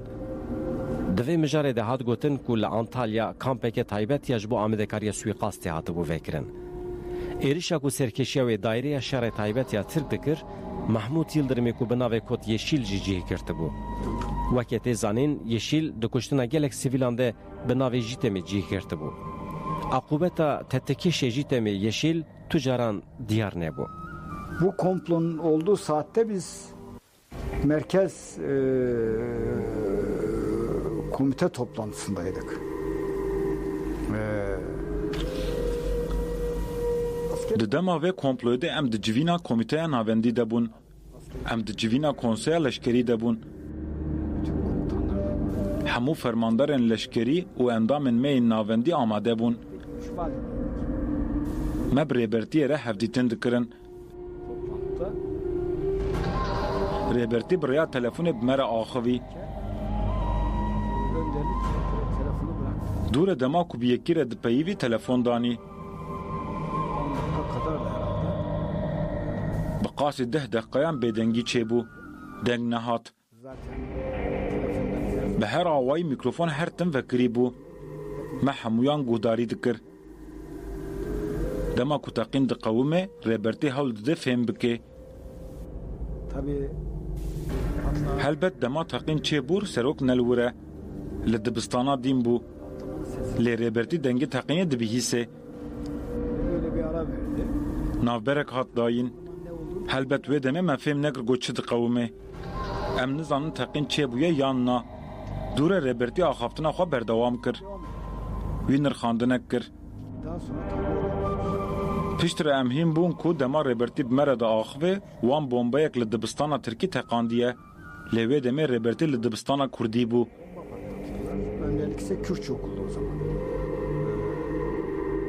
Rêbertî her tim di hedefa wan de bû. Belê her tim ne hesan bû ku xwe bigihînin rêbertiyê. Rêbertî ji xwe gelekî bi baldarî tevdigeriya. Bi hişyarî tevdigeriya. Ji xwe li dibistanan ewlekarî jî hebû. Rêyên çûyîn û hatinê bi baldarî dihat bikaranîn. Zaten okullarda güvenlik de var. Ez jî demekî li Şamê mam. Rêbertî di vê mijarê de gelekî baldar bû.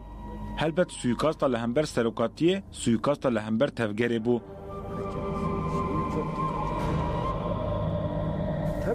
Di fikrîn ku eger rêbertî bikuşin û suîkast bi ser bikeve, wê rêxistin ji hev belav bibe.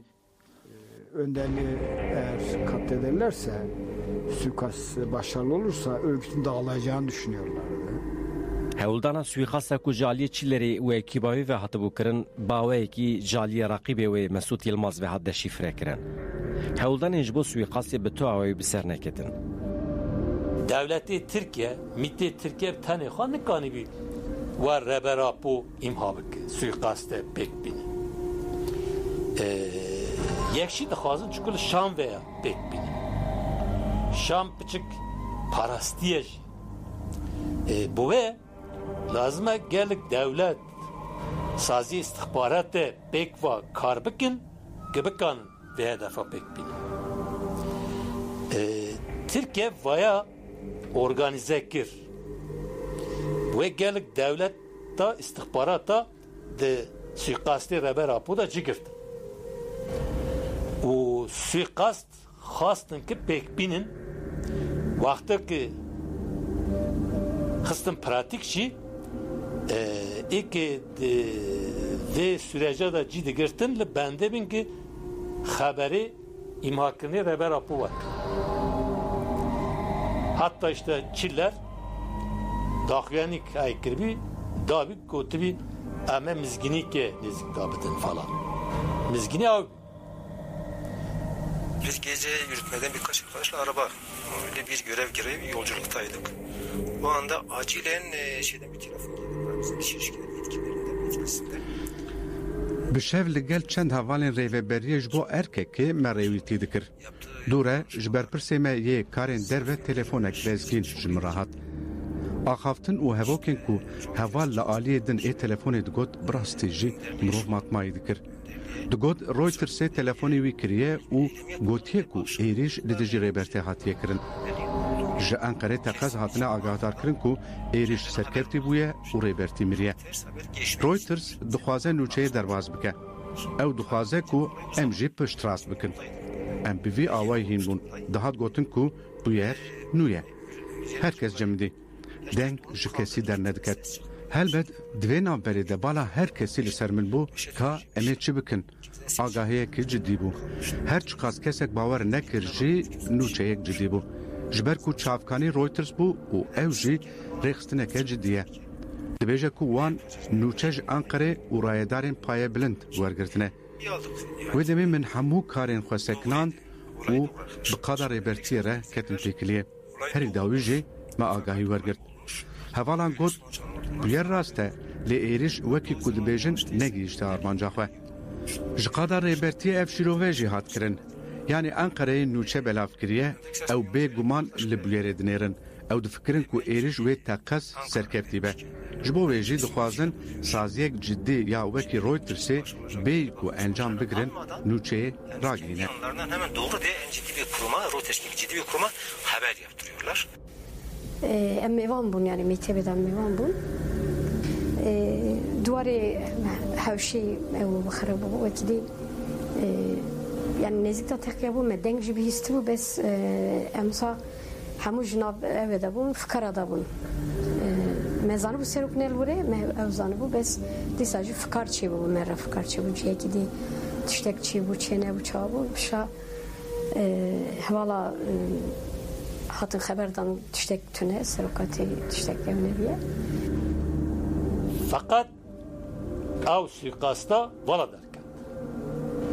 Vakti ki vala derket ekil bendi kuştini reber apu disekinin ditin ki planı wan nemiş.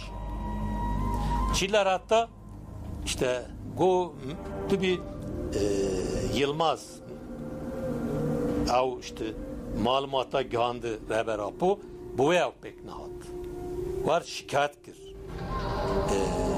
Xas ki xab bipariz var. Devlet işi de daha sonra susurluk çetesi olarak karşımıza çıkacak bir ekip Abdullah Çatlıların, Yeşillerin ve bu bucak aşiretine bağlı. Hata bîstin ku ekiba ku piştra wekî çeteya susurlukê ya di nava dewletê de derketê wê ango Abdullah Çatlı, Yeşil û hin hêzên paramilîter ên girêdayê eşîra bucak amedekariya kuştina birêz û celan dikin. Pişra ev nûçe bi rêxistinê rahate parvekirin. Tevîveyekî jî di şeşê gulanê de li Şamê êrişek pêkat. Gelişmeler de oldu ama işte Çil Di derbarê êrişê de jî gelek spekülasyon hatin kirin. Serokwezîrê wê demê Çîler, Wezîrê Karê Hundir Mehmet Ağar û Evserê Mîtê yê wê demê Mehmet Eymür li ser tasfiyeya fizîkî ya Brez Öcalan li hev kirin. tasfiye edilmesi konusunda Çiller Çîler talimata serê wî ji min re bîne didin. bir talimat veriyor. Helbet hinkes li hember vê helwestê nerazî ne. Dibêjin ev dînîtî ye û dê Tirkiye babêje navagir. Hat gotin ku bi taybetî baskê hikûmetê Mesut Yılmaz îtiraz kiriye. Ama sonuçta Lê ev êriş pêkat. Pişta serokê daireya kontraya Mîtê Mehmet Eymür li ser mijarê gelek nivîsand. Agahiyên girîng pervekir. yazdı. Önemli bilgiler Li gor wî te encama şerê di nava dewletê de herçend tiştên bi vî rengî nehatin qebûl kirin jî çalakiyên çetewarî hatin kirin. kabul görmemesine rağmen çetevari eylemler yapılmış. Ev hewldana neserkeftî niyeta dewleta Tirk jî derdixist holê. Nayê zanîn karasatina vê êrişê ya şeşê gulanê tesadüfek bû yan na. Di heman rojê de ji ber ku şoreşkerên Tirkiye yên ku Öcalan gelekî nirx didawan, Deniz Gezmiş, Yusuf Aslan û Hüseyin İnan hatbûn darvekirin. Suikastı da zaten denizlerin idam edildiği gün yaptı. Ev suikast di roja ku deniz û hevalên wî dihatin darvekirin de pêk hat. Dewleta Tirk her tim di rojên wiha de êrişên xwe pêk tîne. Mînak, şerê dawîn jî di 24 Tirmehê de di roja ku peymana Lozanê hat îmzakirin da destpêkirin. Ev hewldana suikastê ji bo tesfiyekirina rêbertî û tevgerê di rojeka wiha de hatiye kirin. Gelişme olarak görmek gerekiyor. Rastiya ku derkete holê ev bû. Tirkiye, hêzên heremî û hêzên navnetewî dixwastin rêberê gelê Kurd Abdullah Öcalan yan ji holê rabikin yan jî baweyekî dîl bigirin û bê bandor bihêlin. Ev pêvajo dest pê kiribû êdî. Piştî gelek suîqast û êrişên li dijî rêberê gelê Kurd Abdullah Öcalan bê encaman, vê carî jî vebijêrka duyemîn danîn ser masê. Ev jî derxistina Öcalan ya ji rojhilata navîn bû, dîlgirtin û radestkirina wî ya Tirkiye bû. Êdî pêvajoya komploya navnetewî ya 15 Sibata sala 1999 nehan ya ku li dijî rêberê gelê Kurd Abdullah Öcalan da paytexta Kenya Nairobi dîlgirtin û radestê Tirkiye kiribûn dabûn destpêkirin. Ji bo Kurdan êdî rojên tofanê destpê kiribû.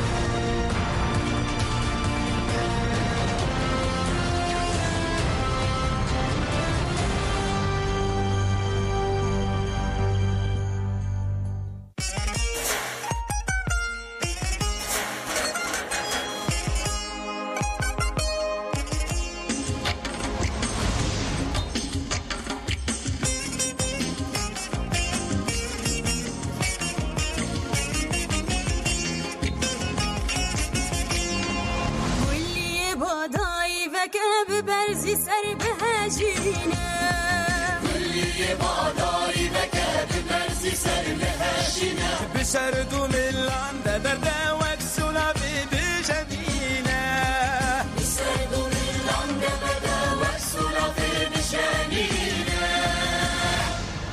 الكوكا سامين هالبارا سرقو غندي بقارينا سرقو غندي بقارينا آقيري تشيروس كاجينا بقينا ببهجقينا بقينا ببهجقينا إنا الدنيا هالبارا سماي خوش بقارينا سرقو غندي بقارينا آقيري تشيروس كاجينا بقينا ببهجقينا بقينا ببهجقينا جنجيان آزادي جنجيان آزادي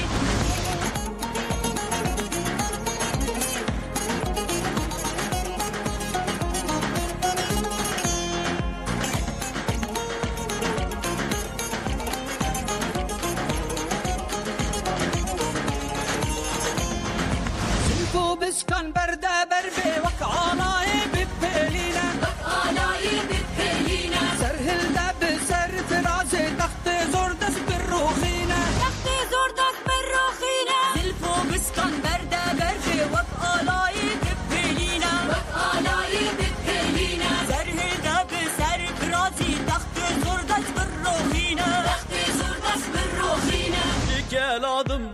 ساخز دورت مكربون فرينا جكال عضم قبطة ساخز دورت مكربون فرينا شق مرية تاب الجينا قزيدن بالطولوكينا شق مرية تاب الجينا قزيدن بالطولوكينا شنجيان آزادي شق مرية تاب الجينا شنجيان آزادي قزيدن بالطولوكينا شنجيان آزادي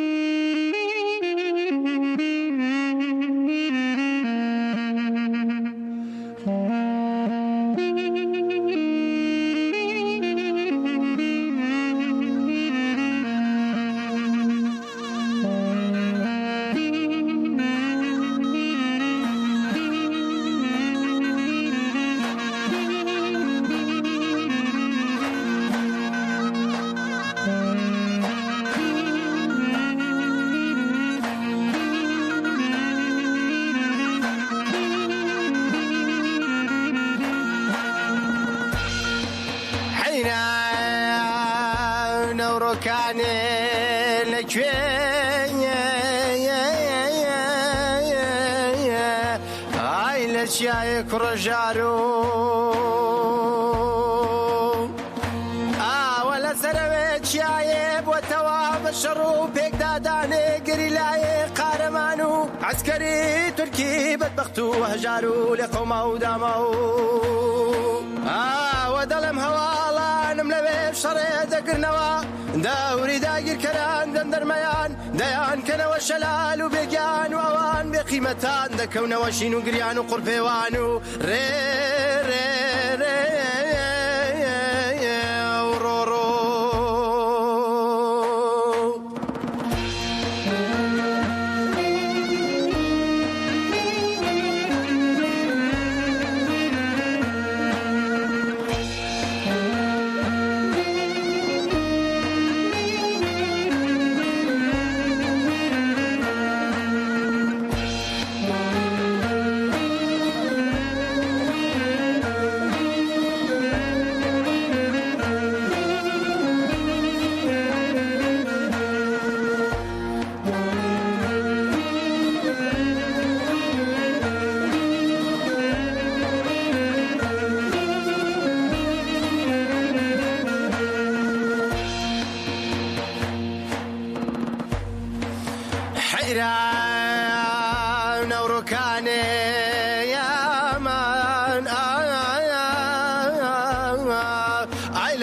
متينا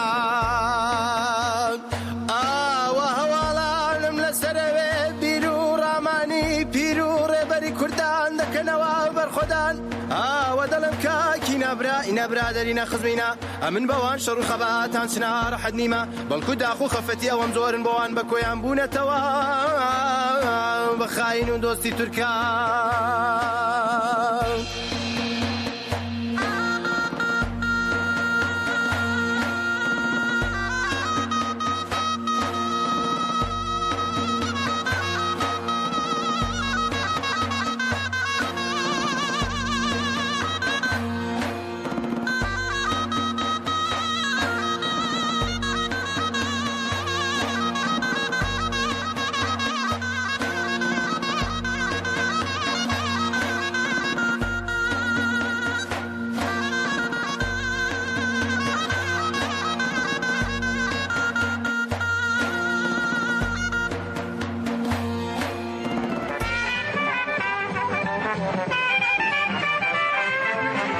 راديويا هندكلي رندك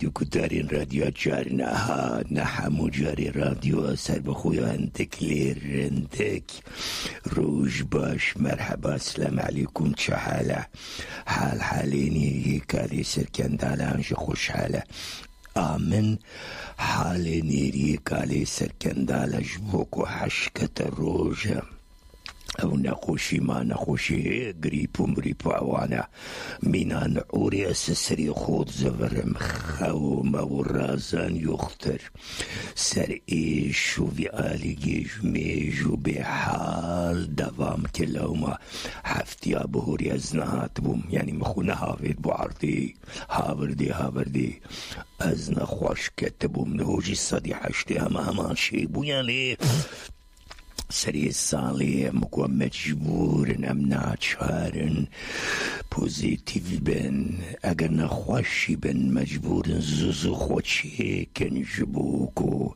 یلهم بری ما یک جار یک دیورو دریجا نیسا جاره دیکم نبهرانا ولمال الامن ورانا امرو نشتنا هم کسر پیانا چولو چیانا حبسو زندانا متروپولا همو جی دنیا لکی ای کوکو داری آمدکن مجار چیا مجار سالا بهوری چه قومی مچدی چه بسره مهات وکو شخص کس اولارخ بیره وکو ملت وکو دنیا لک چها چچو قانون ما قانون ظلم زور بیجی ببختی سرتختی اویان یالان تالان بود یعنی چه قومی چه هبو چه نبو مبکو کس شخص چه شاشی کرن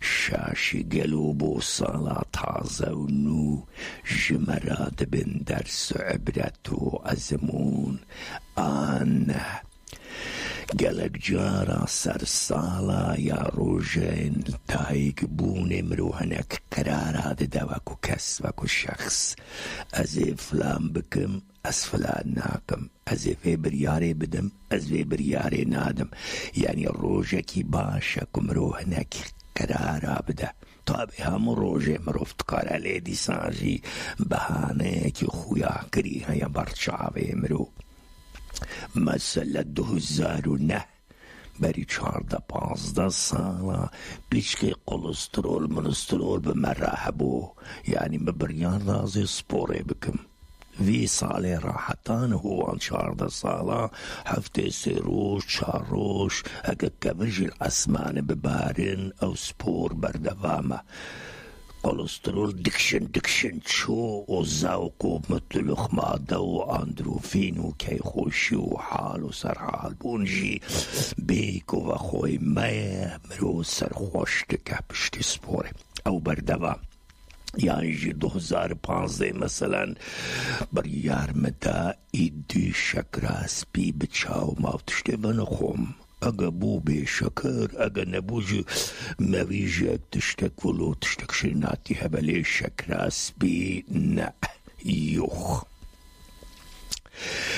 بو خزمت و کد و خبات و لولبات جیوی جاری یعنی مثلا خورا در بعضی مثلا گشتی و گلو سوسیال و جواکی که به دیسانک بر پرسیارتی هنم رو قبول بکنه تشتا بترکینه سستی پستی آنجی راستی کی جان مروحل بجیره یعنی کرتو کرمانجی مناسبات بطابت ينسري صالا مروفت كارا هناك قريارة هناك بريارة هناك قرارة بخوارا بدأوا بجيبينا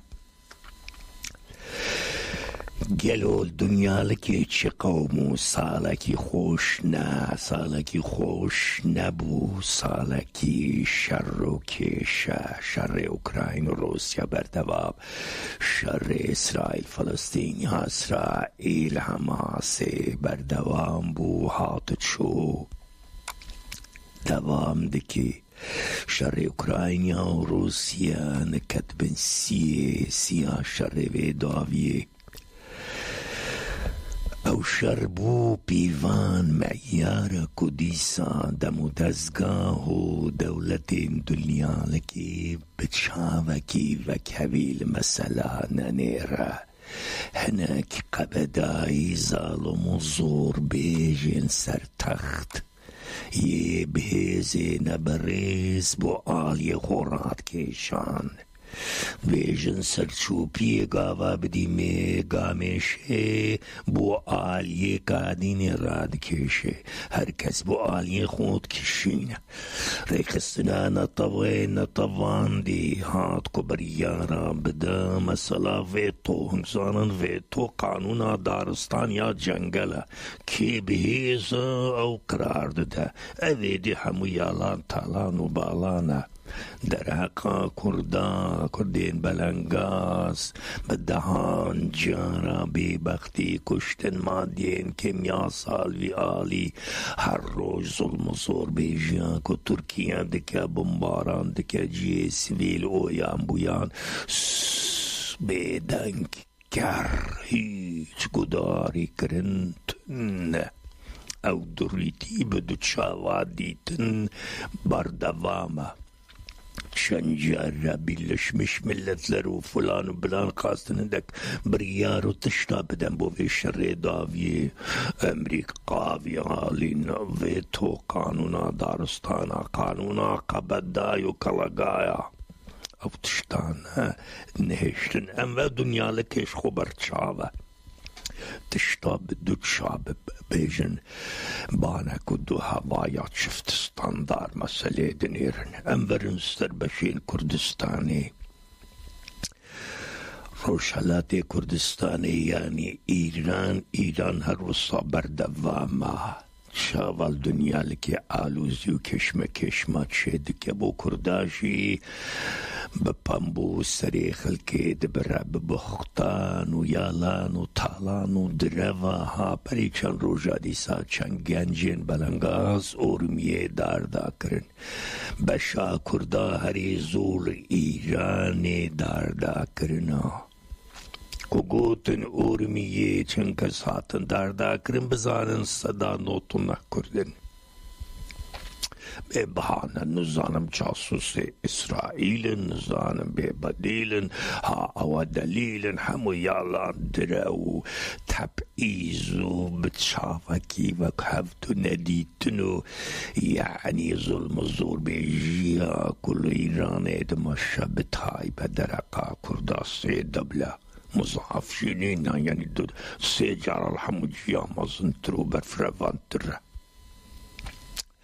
باشور کردستان دیسا شرکیشا بین عراق و امریکا کفتینا کفچو کلوز این کردا و عراقیشی کیشا بین واندا بنم نستنن دل مالی ممالک آنی و انتا دکشنا بین واندا بردوام کرد بخوشی خود در فتک بدستیوان اوجی لحو ناکن لید گلوان همو بیسر و بریا باش بو خبرك خوش مثلا البجارتنا كركو كي كردا قلق دنكر شقاسي بهوراج نبون دي سابرانيا دنكا بيري اولا رقجيب دس كوخستن وشنغالي جي دي سا خبري خوش هبو في مسألة دا كردا هايش خونه بقى مسألة فلويا روش آواد گل تواوی ظلم و زور بیجو بمباران و اویان و بویان کش بردواما بلیه بدسته که جیبا که دایو یالی سوویت و آلیه دی که امریکا بشکی بچوک یا مزنگرتیه و تشتی سقازان جوان با جارنا دنگو منگو شلمزاریه که بیجه تشتی کلوان دور بجی آگره مجم دور بلا بنوره که شوتینه بلا بشوتینه وش درودیه دکن بقرکا ترکیه را ناگره نابیجن اخلم که بس توان بمبارانا هم روژه سویل مویل روژ آواده که تو چما وان تشتاده که او درودی جی قبول ناک ناي قبول كرن وجدان لأن ظانم والله تولى هوا تركيا جخو صرفتنا تشي مسلين الأرضين الأسمانا قبولنا كدوزا كردانا بيجوركي او فاشيزم و ناسيوناليزم اكوراكو بالصدان صالات شكزي بزي او لتركيا بردواما حبسو قرتنو ويان بيانو بدهان جابن بارانو ايدي تشتيكو قنايكرن برشاوة ليدي صبر خدانو لولباد بردواما بو سيبيكي آداري حاضريان حل بشارتنو قلق تشتيدك الميداني سيستما تركيا هم ببوهرقاو بمناسبتين سرسالة يانجي ججنا عيدا مناسبتين سرهلدانين كردا عندك فتنة ودك دولا باشر وتشتابك لي في جاري سيشار حب دربك شاياني بنيك هيفان خستن جو بيردينيكت سمبيلجي سردانين إيصال تركيا ولو روش نامينة او بو روشا دنيا لكي وشار بشي كردستاني مشورة بهونا عندي الشعر معرز جورة بخونم ليقومك شي شايا نعنا وبونغا بشكر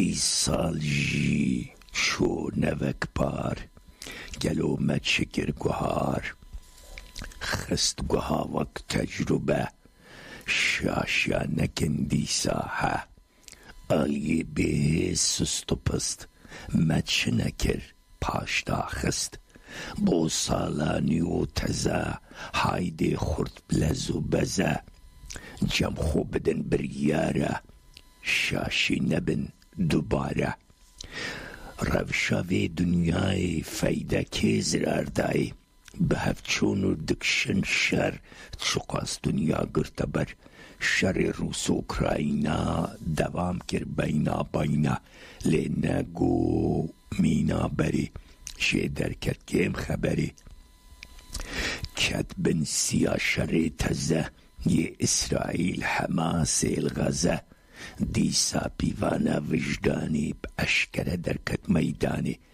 دولت تمو دسکا چین روسیا امریکا دگل دستکو دارا لأوروپا ولو گلک وارا بچاوکی وکهویه مایزه نکرنا قضیه نتوین یکرتی لهم خستم پرتی قانونا دارستانا مافی وطوکو دانا بوز الهيزو قبدايا بلاش خور كلاقايا نهشتن كبريارك دركوا بو مافتشارك داشر بيسك ناندني نمرم بيكو نهلدني شرين كو آگريوان او خوشتكن بتهاوان بكشكشو باندورا اوكراينا كرنا سورا داش آلیه وان بکشر قاش و روسیا در خدر انورن سر جیرانا ترکیه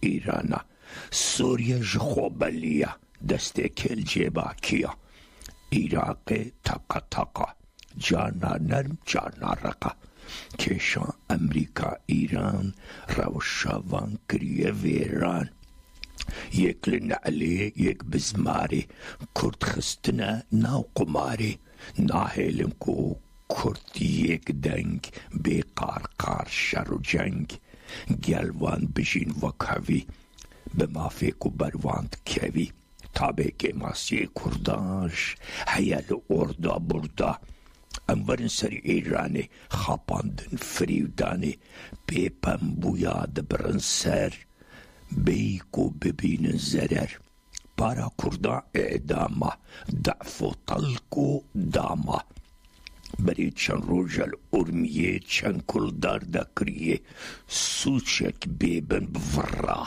دبين جاسوس هاتنا ورا جاسوسين اسرائيلن اوجي شاهد دليلن حاضرين دريا شتاقا سر حيا بيا انورن سر تركيا سركيشي فطنكشية ببیستنە ناوێ کووردا ئالرژی دەگرن جیدا نەل پرێتێ نەل بازێ تام وەک فرینە قازێ نەل ئەردێ نەل ئەسمانە کو هات ناوێ کوردانە خۆکەر دکن نابیسن چاو لە پلانێن پیسن وایە ڕۆژ ئاوا باشوور پەیدەک دۆڵابێن کوور دوور یێ بکەوە دوو شەڕ و حەرب جارنا دخۆ دژوار دەرب کەتنە پەی ڕەهرەدینا سمبێژی سەر دانینها بەلێ ڕێدەگودەرین ڕادیا جارنەها نە هەموو جارێ ڕەوشە ساڵا بەهۆری بکورتی بەژی مسەرێوە ئەیشاند ماڵاوە ئاواک و گوداریە مکرد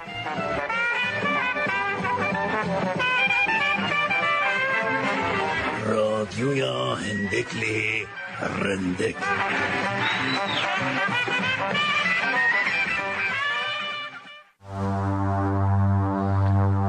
ساسون در به بربانگ که نهوا دچه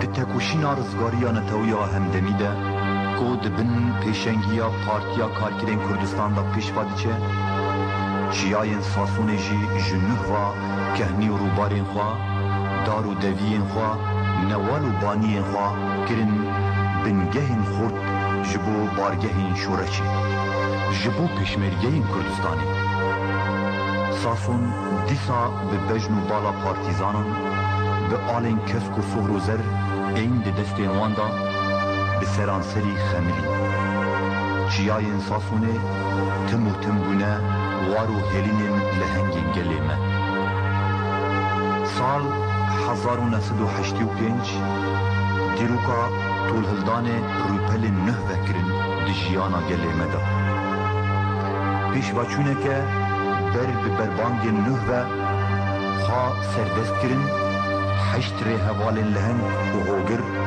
خوینا خواه رجاندن سر آخا ساسونه ره هوالن دبن سروکاتیا ره هوال احمد ابن دا و صادقیریان لهم بر داگر کرین ترک و جحشنوان مل برخوادا ام لبرخواددن ام لبرخوابدن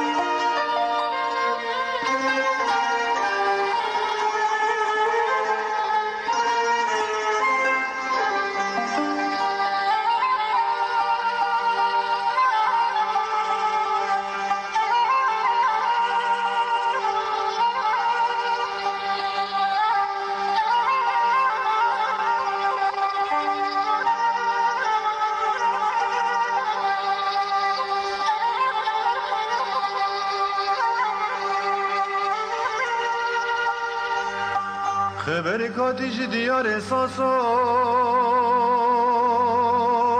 دی صابرین کبل جرگو دل موبون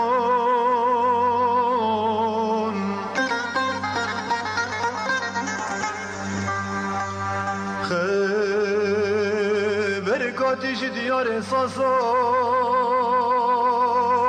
دی صابرین کبل جرگو دل موبون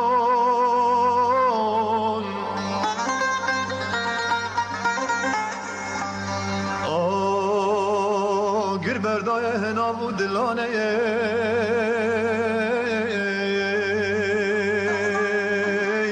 مینا پتا گرو دومانه گر بردای هنابو دلانه مینا پتا گرو دومانه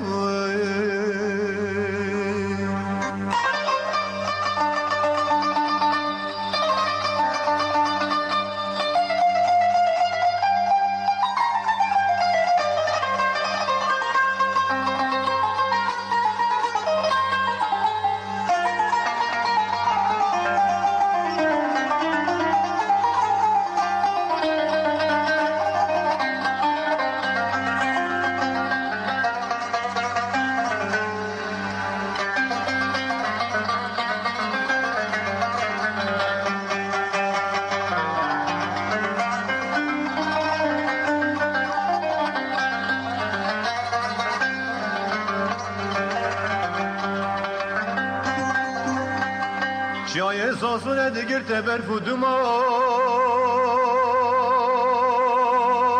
Kahramanı kurda helin tedan kola